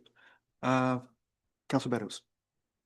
Yeah, I'm just reading these two, you've got an alternative. I don't like these alternate motions. I'd like staff to make a suggestion and that's fine and leave it at that, but that's just me. Give me a quick rundown, the difference between the two motions, because to read it, going back and forth, is the only difference at 2.5 right away? Through the chair, that's correct. Yeah, Yeah. okay. So I've highlighted it there on the Yeah, slide. that's good. I just wanted to make sure of that because I'm trying to read them both and I don't want to be here till 4 o'clock. So that's good. Yeah, okay, thanks. Comment from staff, Mr. Marshall? Yeah, I was just gonna comment on the 4 and 6 story discussion. So the official community plan as like the development permit design guidelines in the official community plan speak to where you abut a single family home that you try and, cascade it down so you don't have like this sheer wall right next to a single family home. In this particular case, there's not a lot of room to work with. So that ability to kind of step down on the sides is limited. So you are necessarily looking at a sheer 4-story, even at 4-story, it'll seem quite dramatic compared to the bungalows on either side. So I think it's, taking into account what's there now, and, trying to work with the existing situation and try and meet our design guidelines. Thank you. Councillor Bateman. Yeah. And then Mr. Berry. So I do note in the report that you've offered a second alternate motion, which was postpone consideration. And I'll just read a little bit about that here. Postpone consideration, given that the applicant has indicated, quote, they have stated they would be prepared to explore creative solutions if requested by council and have suggested there may be better opportunities for future developments on Townsend Road. And of course, this is a development corridor. We're assuming that these bungalows will evolve in time. And in that consideration, the postponed consideration, best practice would be to provide specific direction to staff on the next steps, such as identifying alternative approaches, engaging with the applicant on a revised design option, and reviewing other connectivity solutions that align to Lot A. So I'm curious as why you've not brought that second alternate motion forward today. Yeah, through the chair. So it wasn't intentional to hide that second alternate motion. It just wasn't on my slides. Basically, between the two, the postponement always exists, of course, right? But it's just elaborated more in the report. But next time I'll put the slide up. Sorry. Yeah, so I would have some questions for the applicant. I think he's here today. Well, first I'll just make sure that there's no more questions for staff at this time. So any further questions for staff? Oh, actually, well, please, I guess. I'm not going to stop you. Yes. Ms. Ritz. I just wanted to ask, what's the future of Townsend Road? So it's obviously going to be a lot wider than it is now. And I know there's kind of this awkward I call it awkward, but it's a new development, but it's all these small single family homes right at the start, which again, kind of makes it awkward to develop multi-story when you have a brand new single family that'll probably be there for 100 years. But what's the future? Because I didn't really see the road getting wider there either. Yeah, so the through the chair, the future will be based on our future land use designations, and this has been part of the town center and is drafted to be maintained within the town center land use designation. So we'd be looking at, this is the economic high density residential hub of the community. With rezoning applications, we have the ability to secure things like road dedication. And in the case, I think with that one newer development on Townsend Road, they already had the zoning in place and we're just building residential. I'd have to double check my facts on that one. But road in that instance, I potentially wasn't taken. But yeah, I could follow up and confirm that. But yeah, the future of this area is certainly town center. It's the most high dense kind of commercial area of the community. I'd like to comment very briefly on the development that you're talking about. It did have some discussion in council because single family detached was not really what we were hoping for at town center, but we don't actually have bylaws that require that you have at least 3 to 4 stories. We allow it, but we don't require it, which means that within our bylaws and within the zoning, it's actually permitted to put single family detached right in the town center. That's something obviously that would be nice if we could, do something more about, but that would explain why that's happening. That's not actually the intent of the zoning that's in place even at this time. But that's what happens if you don't actually prescribe it. Or can happen if you don't say, don't do that in some manner. But then too many prescriptions, it's not wonderful either. Any further questions for staff? Mr. Barry? Thank you. Through the chair, just wondering about underground parking, if that's considered, or is it too costly to do something like that? Just that I know that as these areas become more dense, parking is always an issue. And I know in other areas throughout Victoria, even Langford and Colwood, a lot of developments do underground parking when they start to get into this situation. I don't know if that's been considered. Through the chair, that would likely be a question suited for the applicant, but in their concept, it would be surface parking. Like under the building, so. And yeah. how many units are we looking at here? The concept states 15, but that would be confirmed at time of development permit. Thank you. Councilor Beddoes. Yeah, I'm sorry, Chairman, I did have one other question. I know things can change, but what would be the parking requirements for that building for 15 units? How many parking stalls would they have to supply? I was trying to find it here and I can't find it. Search it. Yeah, through the chair, perhaps Ms. Matusi can correct me if I'm incorrect, but it is 1.5 per unit, per apartment unit. And then if you're in the town center, you can reduce that by a further 50%, so 0.75 per unit. Yeah, we allow that, eh? Okay, that's pretty gruesome. That's just a comment, sorry. I guess the reason I raised that point is that Townsend Road is dreadful. It's a little narrow road, and when they're already parking there to go to the 2 restaurants, it's crazy to get down that street at the best of times.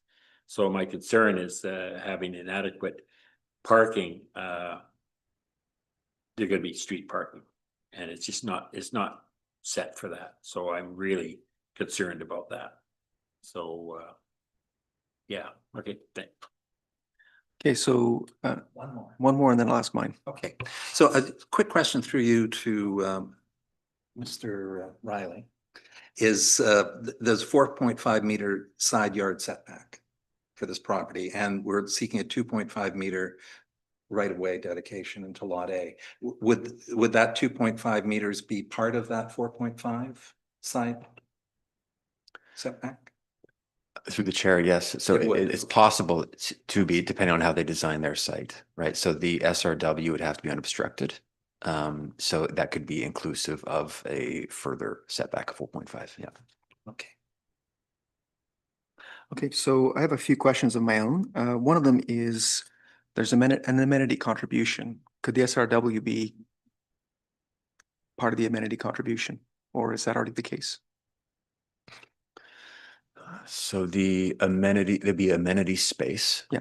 Right. So it could be discussed at council at the time of development permit, but it wouldn't be considered amenity space, because amenity space would be something for the private development itself, where the pathway would be public. So it wouldn't count towards their amenity space. Let me clarify, because maybe I'm just misunderstanding, Hmm. but we generally have a parks contribution, amenity contribution, that's, part and parcel of all of these developments. Would the SRW not be, is it already considered that parks contribution, or is there an additional amenity space being considered? So the amenity. As cash in lieu or whatever. I know it's normally cash in lieu, but. There's no subdivision occurring here, therefore there is park dedication requirements. Got it. Okay, that's what I was curious about. Yeah. Because I was just hoping that there was something we could do with that, but I guess not. Okay, my further question on that one is, in terms of the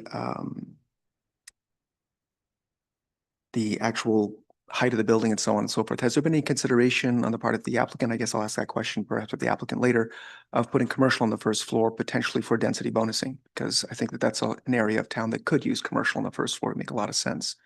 Has there been any discussion of that? Through the chair, yes, there has. The original application was actually coming in as a CTC rezoning for commercial at the grade level. It's a pretty narrow site, only 22 meters wide. The CTC would allow for 0 setbacks on each side of the development, so it could be quite intensive that way. Looking at the town center plan policy, though, it noted this area as existing housing. So policy supported looking at a residential only type of zoning. So we, in collaboration with the applicant, pivoted towards an RM5 and capping the height just to be consistent with the town center plan and OCP policy as it is today. I find myself feeling quite a bit of sympathy for Councillor Pearson's position that I don't think that the residential of today is necessarily what it will be tomorrow. And yeah, okay, we'll have to see how that plays out. Okay, any further questions for staff at this time? Ms. Cummings? Yeah, through the chair. So that 2.5 meters, all relying on that. We'll have something in lot A to hook up to eventually, right? So it's all, we're just planning for having something for public to access on that eventually, whether we own it in the future or not as a municipality and that sort of thing. Just clarifying that, right? Yeah. I'll respond through the chair. Yes, so that is district-owned land. The plan currently is to build a town center park in that left or the southwest quadrant of the site. These are tentative plans, or actually, I'm not sure how formalized they are currently right now, but that is what we anticipate to be built, and we're looking for a connection to that park from Townsend Road. Yeah. Can I just clarify, we went through a charrette to identify the 4 quadrants and what to be used for, and the community wanted that for community space, that corner. As far as I know, that is still the way it's going to go. Right, and sorry, and that's in place right now. Yeah, that's part of the charrette, yeah. Yeah, okay, awesome. Thank you, just wanted to clarify. Thank you. Any further questions? Oh, okay, that seems like the end of questions for staff. So I'd like to invite the applicant forward if possible. And if you could give your name and local government residence, that'd be lovely. Sure. Evan Peterson, 910 Lucas Avenue in Saanich. So I didn't catch your first. Evan. Evan. Thank you. All right. Any questions for the applicant? Councilor Beddoes? Yeah, I guess according to the zoning, you could put 0.75 parking. Is that your intention? The details of parking and number of units will be resolved at development permit stage. Right now, we're proposing 15 units in our conceptual plan and trying to see how many stalls we can get on the site, probably in the neighborhood of 12. Okay. Again, but that's conceptual at this point. Yeah, I know. I bet it's a bugaboo for me, but thanks. Councilor Bateman? Okay, so I think we're delighted this project's moving ahead, or it's being brought forward. This right of way seems to be the sticking point, clearly. And you've very clearly stated a 5-meter right of way would be too onerous on development of the site. However, staff did come back with a 2.5 meter, and I understand you haven't necessarily responded to that option. Could you do so now? Why would the 2.5 on your side with 2.5 on the future development site next door to you not be a workable solution? Sure, through the chair. So it's already a highly constrained site, as Mr. Riley was alluding to. It's about 22 meters wide. On one side, we will need vehicle access. We're trying to accomplish tuck under parking to mitigate the impacts of parking on the site and on the neighbors. On the other side, we're trying to provide some yard space and buffer. So yard space for our units on the ground floor and on the upper stories, part of the amenity space and private yard space, as well as landscape buffer to the neighboring residential. If we add in a 2.5 meter right of way there, we lose over half of that space, so we're down to roughly 2 meters. And if you count overhangs and so on, we're really limited to what we can do with that space from an urban design perspective and an architectural perspective. So and further to that, I think in your conceptual plan, you'll see that the proposed connection is actually further to the south on Townsend Road. And we think that we're aware of a lot consolidation that has been proposed. And we think that that'd be a more suitable opportunity for the district to secure that access. So this, yes, in your report, you've indicated inconsistent proposed pedestrian access. That is in fact aligned with the Evergreen Mall. Do you feel that there's wiggle room in this, that alternate option that we've been offered today, whereby staff would re-engage with you to find some solution here? Is that an option for you? Yeah, thank you. Through the chair. Yeah, I think we're open to finding creative solutions. I think this site presents opportunity for the district. However, we're also feeling constrained from all sides here: access, amenity space, setbacks, height. That this is sort of one more thing that pushes the site to be essentially not viable from a development perspective. So if there's creative ways we can make it viable, I don't have an immediate suggestion, or if the district has other ways to utilize the site that serve the concepts for Lot A and that district, then we're open to hearing them or discussing them. Mr. Barry? And then Councillor Have you Pearson. looked at purchasing a property on either side and maybe turning the building the other way and going to underground parking and make it a bit more of a substantial project? Those discussions have been had, unsuccessful at this point. Councillor Pearson. As I'm not a building designer or a layout person, if you had a clear sight line through a parking lot, would you be opposed to, because you're gonna have a fence on the back side of the property against what we call Lot A, which is the district property. If there was an opening just out of the end of your parking lot as opposed to a statutory right of way, and I don't know if that encourages people to come and go. I don't know. Does something like that work? Like, I'm trying to come up with a solution because I really would hope that this development can go ahead in our town center. But what in those obstacles, I mean, they're yours and the staff's, not ours, but I mean, I'm interested to know if you have any kind of concept, thoughts about stuff like that. Yeah, through the chair. That is something we explored in terms of, we're already looking at the driveway as potential shared space amenity for the units. It could be a place where kids could play, or it could also look nice. It's not just a asphalt strip that's just only for vehicle use.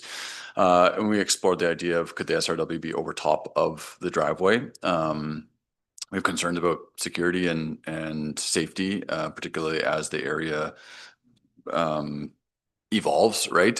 Where that use isn't kind of legitimized or formalized yet, but it is there and potentially, known about. So I wouldn't say we're outright against that idea, but it's challenged at the moment, I'd say. And I appreciate that answer. Thank you. The last is, we've got 2, possibly 3 options, and one of them is to direct you back to staff. Is that palatable to you? Like I mean, you're at land use today, which, hopefully this flows to a council meeting. How does that feel or sound to you? I mean, obviously right now our preference is to not have the SRW on the site and to move forward. However, we're amenable to working with staff, particularly if staff or council have some ideas to put back to us to discuss. If it's sort of go back aimlessly, then that's a bit more of a concern. But yeah, we're amenable to working with staff. Thank you for that answer. Further questions for the applicant, who is kindly here? All right. I have maybe a couple of quick points. One of them is you were describing having yard space for your residents and so on and so forth. But obviously, the future plan for Lot A is to actually have a public park to the back, which, if you look at the way that more developed urban landscapes tend to look, the private yard is actually minimal or non-existent, and public parks are actually used as your backyard. I'm curious if it would be possible to come up with a place where the SRW would be activated when the park space could be accessed. And the backyard spaces were no longer necessarily as useful in terms of, a micro space when there's a huge space potentially with play equipment and so on and so forth. Is this something that'd be worth discussing for you? I don't like to give immediate hard No, answers. nope. I think You're that not committing, Yeah, okay? yeah. I think we've, that probably poses a similar challenges to just the base proposal that we're talking about here. We're not looking at large outdoor private yard space. We're talking about sort of a balcony patio on the ground floor. I hate referencing COVID because everybody references COVID, but we look at COVID where people were constrained to their private yard areas, outdoor areas. So having at least some, and that's becoming, you'll see in bylaws and design guidelines much more now, the sort of minimal private outdoor space per Yeah. unit. Sometimes it can be shared. So that's what we're looking at, is sort of this minimal private or semi-private outdoor space, rather than you go straight from your outdoor and now all of a sudden you're out into the public world, which there's no gradient there. That's not particularly good urban design. So we're more looking to accommodate that form of private outdoor space. But again, could be something that we think through and look at with staff. Okay, any further questions? Councilor Beddoes and then Ms. Member. Yeah, through the chair, I'm just trying to get this all settled. My impression from you is that you want to get on with it, right? You don't want it delayed into go back and rework. You're either option 1 or option 2. Through the chair, well, as I said, we are certainly open to creative solutions, and if that requires a little bit more time, that's okay with us. A little bit more time looking at the person who's paying the bills here.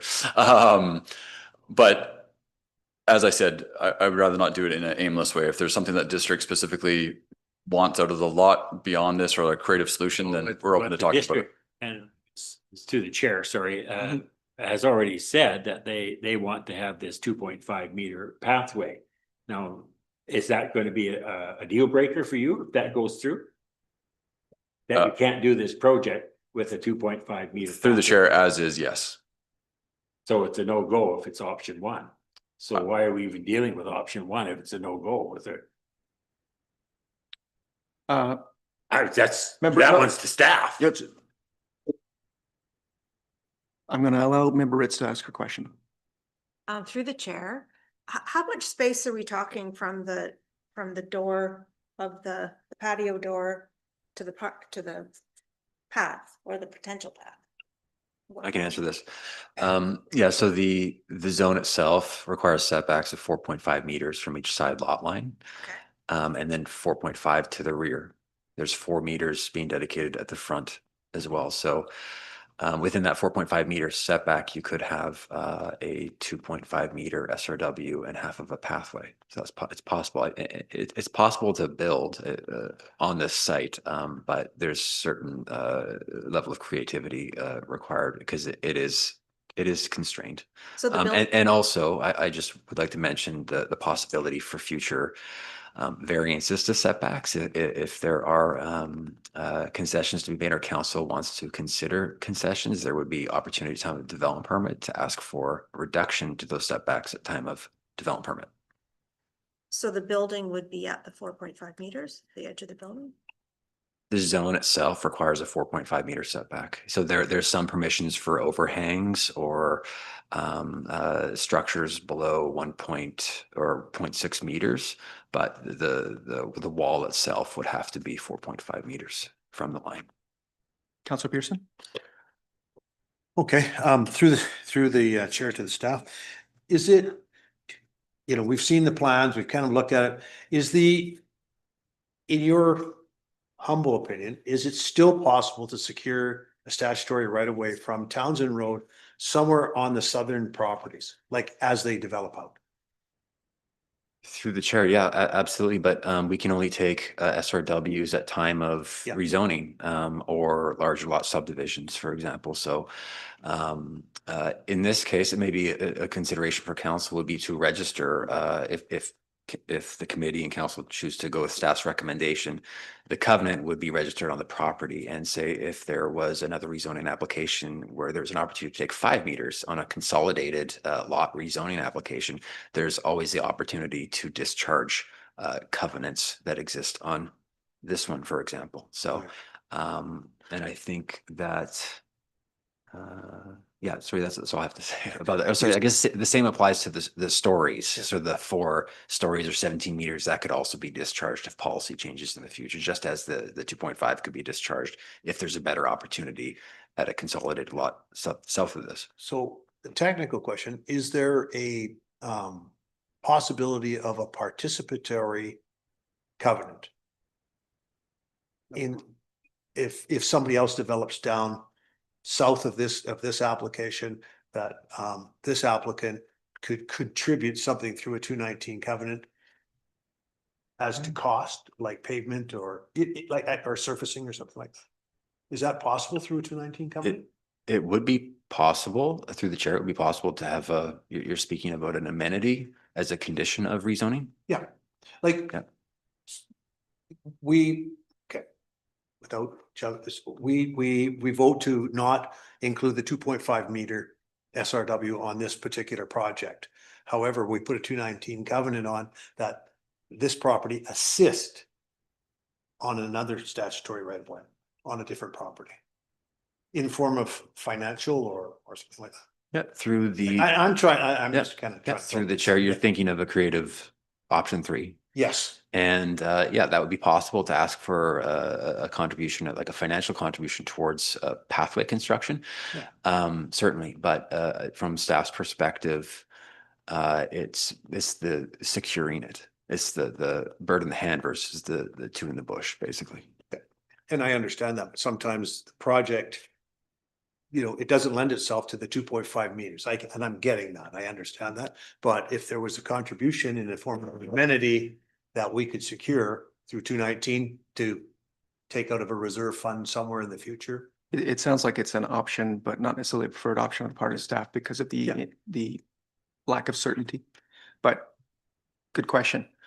I think there was further question though, from Councillor Beddoes and then Member Ritz.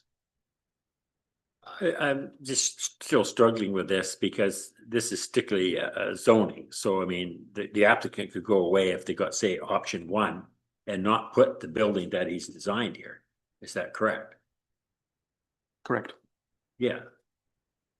So if it doesn't fit with this particular building, then if they got the zoning, they'd have to go back and figure out what they can do with the property. So I'm just struggling with this. It's an age-old problem we've had with, trying to deal with the development permit at the same time as the zoning. It's further complicated because the applicant has put through what his concept is to put on there. And he's saying, from my understanding, is option 1, that would not support that development.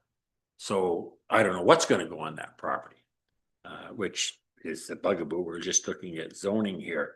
I'm just flabbergasted that we're even moving ahead with this. If this isn't going to work for him or them, why are we even considering it? Unless we just say, whatever you're going to do on this property, it has to conform to this. It's not going to be the same picture as we have there. Could be something totally different. So I'm frustrated with the process. I'm going to make a comment on that and then we'll go to Member Ritz if that's okay. I think that I like that you've asked this question the way that you did because it clarifies for me that this is actually a zoning.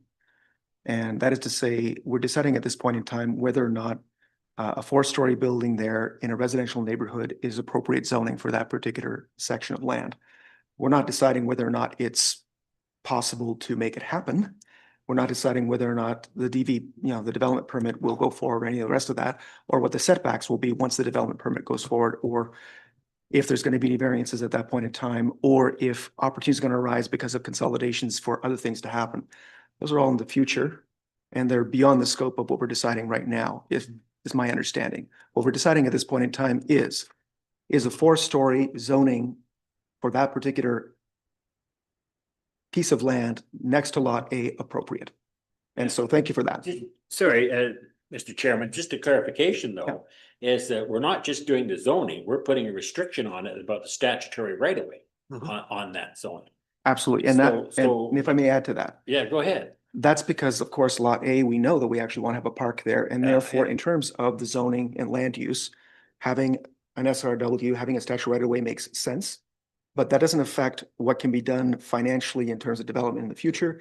And it doesn't dictate that this will remain at 4-story. It could go to 5 or 6. It could have commercial. It could be consolidated. We don't know what's going to happen with that. What we do know is that at this point, it'll be zoned for this type of activity, which means that it's no longer just, what is it, R3 or R1, RE3 or RE1? R1, sorry. It's no longer completely inadequate for that particular area, is what I'm saying. It may not be exactly what will happen in the future, but I understand your frustration, actually. Well, what I'm One more confused about is we're talking about the development permit at this particular point in time. If we're just going to stay with the zoning, then we just have to say that we're in agreement that it's to be upzoned for what it was supposed to be. It doesn't matter to RM5, right? So why do we have all this other stuff in here? It's just strictly are we going to RM5 or not? And so we seem to be debating all this thing that's in the development permit. So now we're going to vote on if it goes into RM5 and then put a lot of conditions on it. I'm just confused. If it's RM5, it's RM5. They can do this, this, and this. And then the development permit comes through and asks for these other things. Now we're doing both of them, and yet we're saying that we're not. So I appreciate what you're saying. I think they should come together. We talked about that before. well, I'll come back to you just very throw this briefly. whole damn thing out if it was me, but. Mr. Marshall, you have a comment? Yeah, so we're not dealing with a development permit at this point in time. So, but it's quite common for applicants to come forward with a concept as to what they would like to do on the property. Once if this zoning gets adopted, they don't have to do what the concept is. They could do a 3-story building. They could do a 2-story building. Like that they're not restricted by this zoning as to, well, they're restricted by the new zoning, the parameters, the setbacks, the height, the density, the coverage, the parking. Those are things they're stuck to, but they could always do less. So, but the thing that is confusing here is that there are policies, there are master plans. The Parks and Trails master plan we have the charrette vision for Lot A. These all identify pedestrian connections east and west of Lot A. And so we have policies in place that we as staff have to address when we're looking at a rezoning. Our policies say we are looking for those connections. This is the first opportunity we have, the first rezoning, and potentially none of the lots on this road rezone in the future. This could be our only opportunity to get this connection. Or maybe the whole street eventually gets developed and there's lots of options, but we don't know that. So staff are following council's direction, which are the master plans and official community plans and policies and visions that have been adopted thus far. And we're coming forward. It's up to you to determine whether you think you want to go follow through with that policy or not. But we as staff are doing our due diligence, providing you with that recommendation. Thank you. Councillor Pearson. I'm going to move the second option, which is to move I can read it, without the 2.5 meter statutory right of way. Okay, is there anyone to second? Seconded at this point in time. Would you like to motivate? From the clarity that our director of planning just gave us, we are not committing. The only thing we're not committing to is a statutory right of way, which I appreciate staff has brought forward on the very first application on this road. This road will get built out. There's nothing on Lot A right now, and I get that we have to secure where we can. And I appreciate the way that it was presented just now, but helped me make up my mind that if we go ahead with the zoning and that development permit stage, more asks can take place, but we're not securing a statutory right of way as a condition of zoning. Ms. Cummings. So I'm happy with that. Yeah, this is a tricky one. I understand from a design, I'm a designer, so I understand from a design point, you have client come, they want to do this on your project and you have to build this puzzle and you have to create these big extravagant plans to see what you can even do to apply for zoning so you can figure out what you need to do. And it's all these puzzle pieces come together and then you've created something that finally works on the zoning you think, and then you get asked for the right of way, which I understand the right of way because we're planning for the future as a community. But I do agree with that. I think the pathway would be better fit on a different potential lot, but I do get that.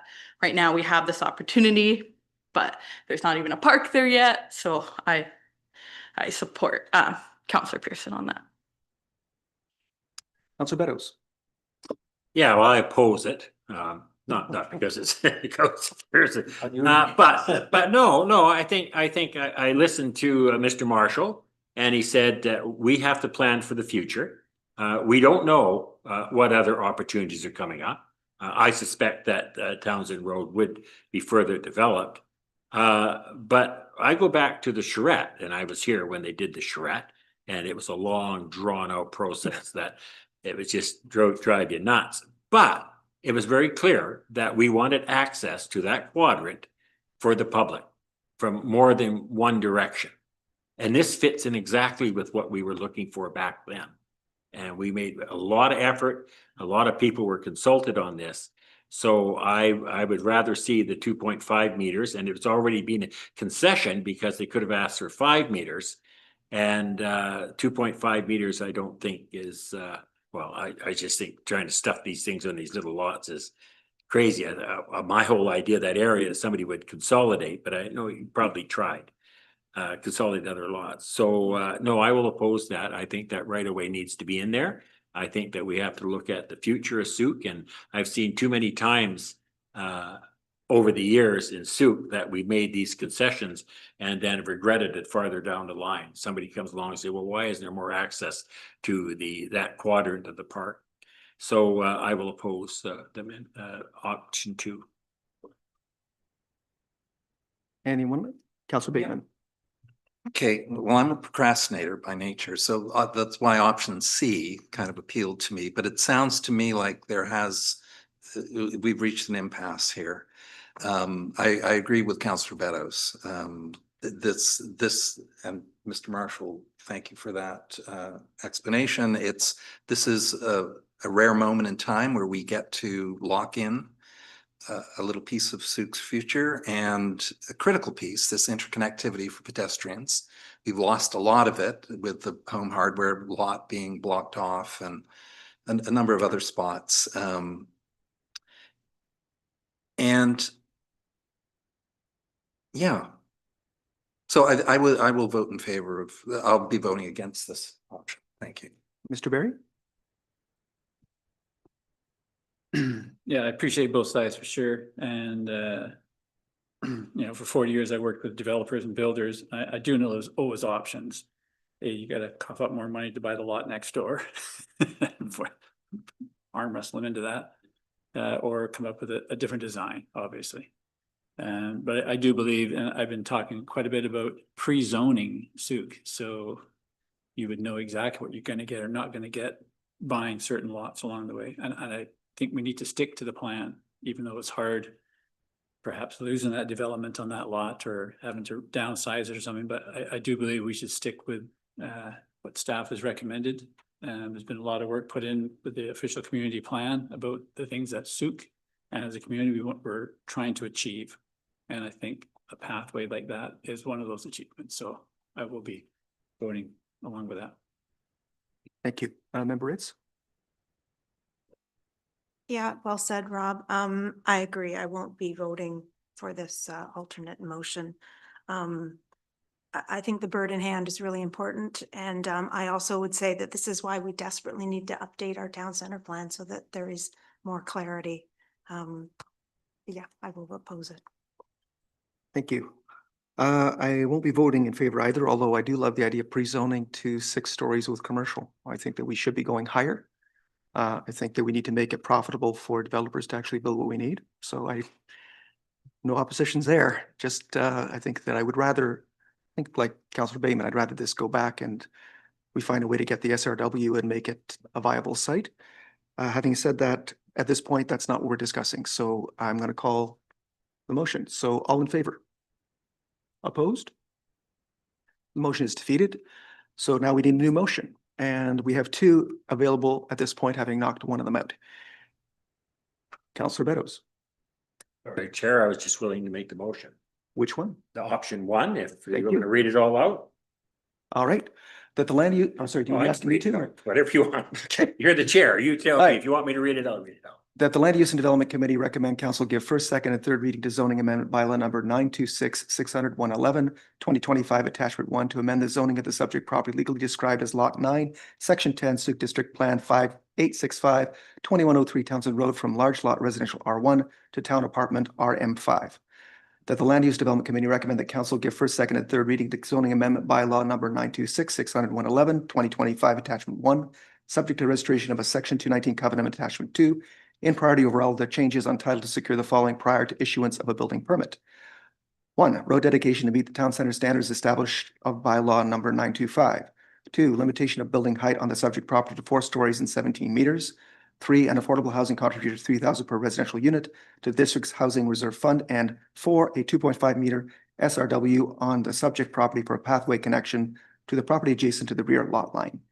And that prior to adoption, the zoning amendment is forwarded to the Ministry of Transportation Transit for their approval. So Councillor Beddoes has moved. Member Ritz has seconded. Further motivation. Yeah, sorry, I just got my mic on still, but that's good. We had a pretty lively discussion. I don't think I need to say too much more other than, again, had a consultant come in and tell us that our job here is to look 15 years down the road. And that's what made me sort of lean towards this one. So that's it. And Member Ritz? Yeah, I would agree. We're planning for the future. I think the park is hopefully a almost done deal. Hasn't been built, but we desperately need it, and having trail connections. And if I lived on that lot, I would love to have a trail connection through there. So I think living in apartments, you need lots of amenity spaces and access to amenity spaces. So having connectivity and parks and trails is exactly what everyone in Sooke wants. So I want to support that. Councillor Pearson? And I don't disagree. It's, in one meeting, we vote against going across, a development to school, to an elementary school, and forcing kids around. But then in the same meeting, we vote for statutory right of ways. And I think we have to be consistent in our town center. And I don't disagree with access from east and west. I think that in this particular case, there's going to be future opportunities, but Thank you. democracy speaks. Further comments?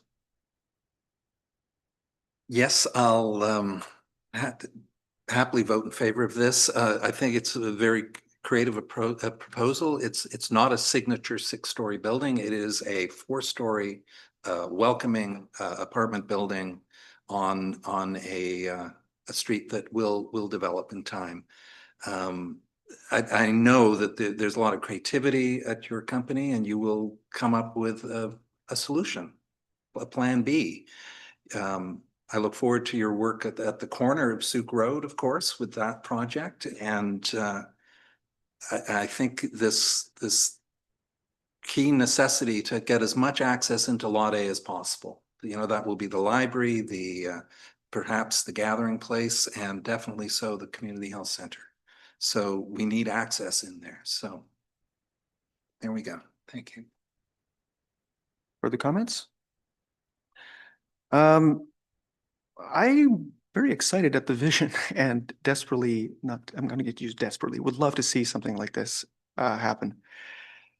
I was much more in favor of that actually going back for discussion with staff to look for creative options personally, because I think that that's actually what should be happening here. I don't know that this zoning is necessarily what's needed. I think that densifying further in that particular area and having some kind of a strategy for what that entire area wants to look like in terms of consolidation makes more sense. I think that giving up the SRW is not something I would be willing to do at all, because I do think that the connectivity to the park is absolutely critical to children, pedestrians, cyclists, and the community at large.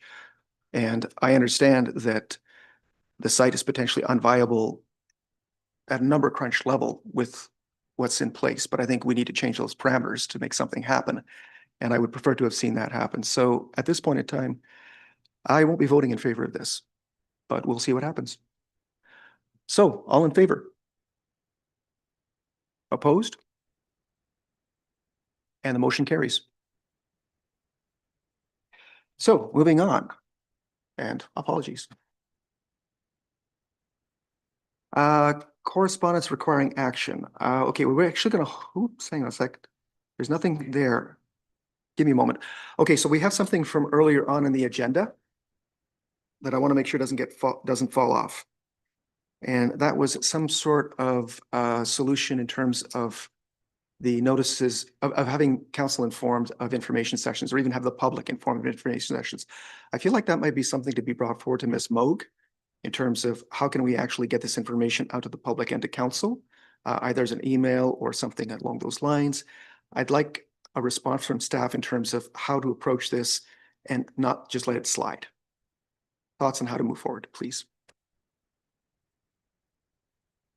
It looks like someone, Mr. Riley?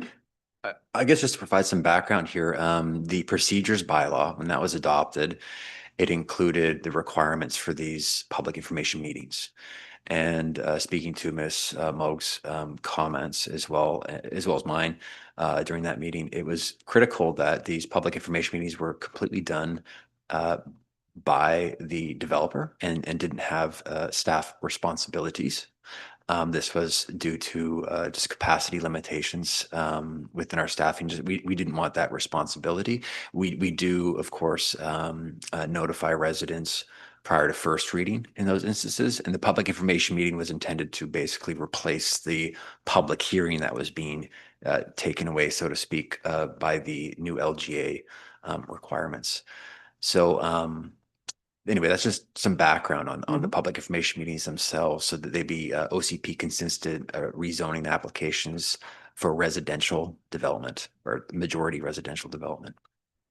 If corporate services may have an opinion on how to move forward here, but I think that if the committee should want this, they could recommend for council to direct staff to notify council members of any public information meetings. We could share that information with council. I don't think that would be too much of an administrative burden, but I can certainly think more about that as well. But in terms of getting the messaging out to the public, that responsibility in the procedures bylaw is the developers, the applicants. There's mail notification, there's newspaper notification, just as we would do.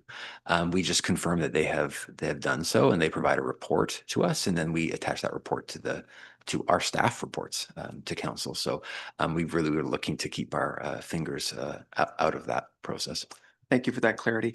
Okay, so if I understand correctly, what we would prefer to not do is be involved with basically advertising it, because at that point it makes it seem as if the district is in charge of the process, which we are not. And we want to avoid any misapprehensions on that account.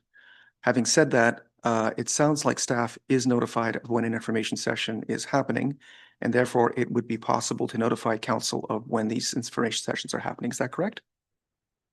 We could certainly do that, yes, if directed by council, I think. Okay, and at that point, we'd be looking for a notice of motion of some sort from council to do so. Thank you for that clarity. That was wonderful. All right, Councilor Bateman. Yeah, and I will craft that motion for the upcoming council meeting. I will also include committee members, because I think you need to be there as well. Yes. Thank you, Councilor Bateman. All right, so now moving on to correspondence. Are we gonna have a presentation, or should I just read it out? What's the process for this? Yeah, okay, Councilor Bateman. Yeah, thank you. Yeah, I saw this in our correspondence package. It's a letter from Woodside Farm owner Joshua Perina, and it relates to Short-Term Residential Accommodations Act, the ALR regulations and also our own zoning bylaw, in particular section 4, specific uses under bed and breakfast regulations. So as you noted, Councillor St. Pierre, when I came forward, you and Mr. Perina and Mr. Marshall had a conversation at the 25th anniversary event at Woodside. And I think that the content here, we are going to be creating a new zoning bylaw in the wake of the new OCP. And so this kind of information he's sharing here needs to be included. Because as he's pointed out, the agricultural land, the ALR regulation allows up to 10 rooms for short-term accommodation on agritourism situations. And our zoning bylaw under bed and breakfast allows just the one secondary suite. We have issued a business license to allow him to operate the 10 rooms, I believe. Anyway, this is beyond my abilities to grok, but I think it'd be worth directing staff to look at this for information as they proceed with the new zoning bylaw. Okay. I can actually provide just a tiny bit more context. Historically, Woodside Farm was actually renting out rooms beyond what our existing bylaws allow. And what our existing bylaws are more restrictive than the provincial legislation. And I think what is being requested here is ideally, as we did with regards to the firearms, where we were essentially trying to legislate firearms through our bylaws, and then eventually discovered that the province and the feds and various other bodies were already doing an amply sufficient job. So we just basically got rid of the bylaw. And given that our bylaw officers do not actually intervene in anything having to do with firearms anyway, we don't have any regulatory power. We just stepped away from that and said, the province has got this covered. We're stepping back.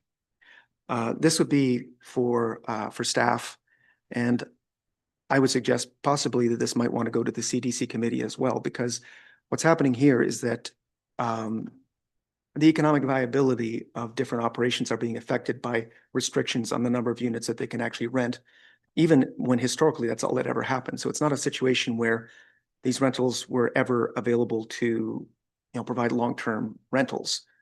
They're simply being taken off the rental market and basically cutting down on our tourism dollars and affecting our economic development. So it's a place where it's time to re-examine whether or not our bylaws are doing their job, whether or not we need them, given the new provincial legislation. Prior to the provincial legislation, there was nothing in place. We needed those because there was nothing in place. Now there's something in place. Do we still need them? Maybe we do, maybe we don't. And I think that's what Mr. Perina is looking for. He's looking for an examination of the regulations to make sure they're actually serving our purposes the way that they should and the way we want them to.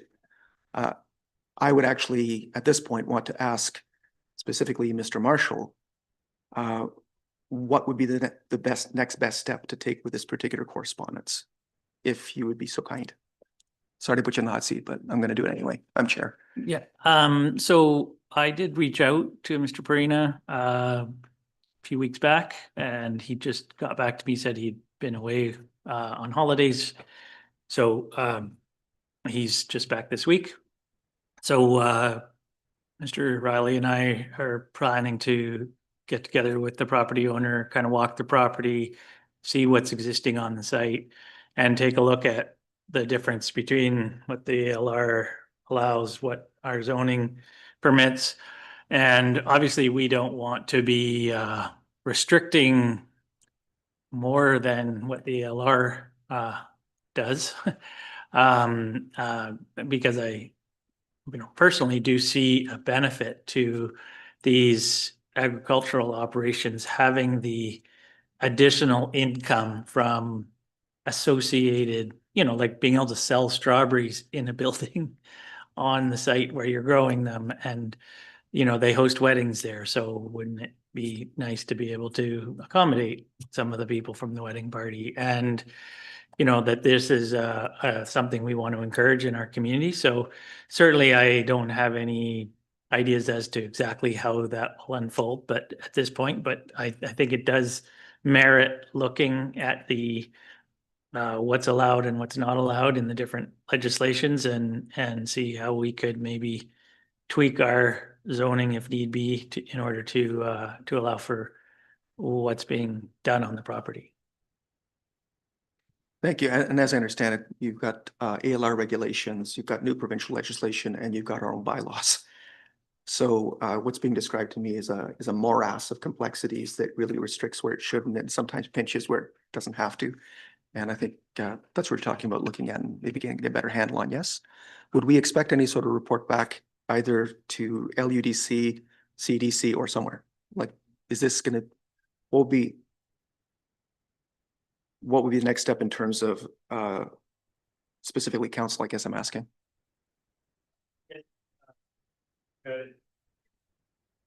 I guess you could make a recommendation that staff look at this issue in conjunction with the property owner and come back with some suggestions as to how this could be dealt with. Okay, and that would have to happen at a regular council meeting? And sorry, Councilor Beddoes, you have. Well, I guess I was just wondering, it's the staff need direction from this group, making a recommendation which would go to council, that staff look at feasibility of reworking our policy when it comes to agricultural land, bearing in mind that that's going to take staff time and staff resources, and it would have to be done with the idea of when available. But I think this is the body that would, first of all, make that recommendation to staff to look at this and in conjunction with the meeting tomorrow, because again, if they can, how I see it, if they can accommodate 10 people for a wedding, they're going to do more weddings. Because you look at the hotel situation in Sooke, we have one, and they're at 100% occupancy all the time. This might be a really good idea. But I also bearing in mind that staff is limited to what they can do. We're going through an OCP, we're going through all these different changes. But I'm asking to you, to Mr. Marshall, would that help you to have a resolution from us and council for you to look at that? I'd like to address that because I've had a similar question happening with a notice of motion that I put forward for the CDC committee. And I believe what I got back from Ms. Owen was that we cannot actually direct staff as the CDC committee to do anything, including bring a report to council. It would basically we don't have that ability. This motion would be for council to do it. Yes. Yes. I think we can do that. That we can do. I'm just asking Mr. Marshall, would that be helpful to have council give you that direction rather than winging it on your own spare time? So it seems have something more formal. Putting you on the spot here. I think it would be good to have some parameters as to what it is we're pursuing in terms of information for you. And certainly we can help to craft that. Okay, so if you could have a go at that, and then this committee can discuss it and hopefully send a recommendation to council. Is that what I'm hearing? Yeah, and I certainly would like Ms. Owens to pipe in. Okay, so recommend that council ask staff. So this certainly, we could craft something on the fly so that it goes back to council.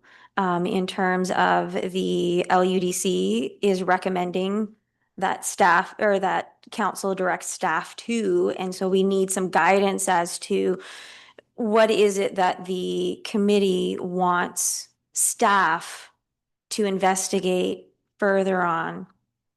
And then we can suss that out. Prepare a short report on streamlining regulations with regards to ALR province and district bylaws on Airbnb accommodations. Does that about cover it? I can't type that fast. One moment. Term rentals. Sorry. What's that? Okay, so that the LUDC recommend that council direct staff to prepare a short report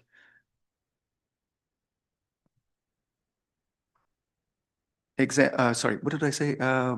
Maybe that proposes alignment. To align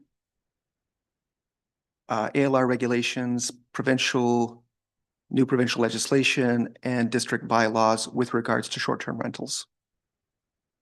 And maybe align isn't the right word, but I think examining would be, you know.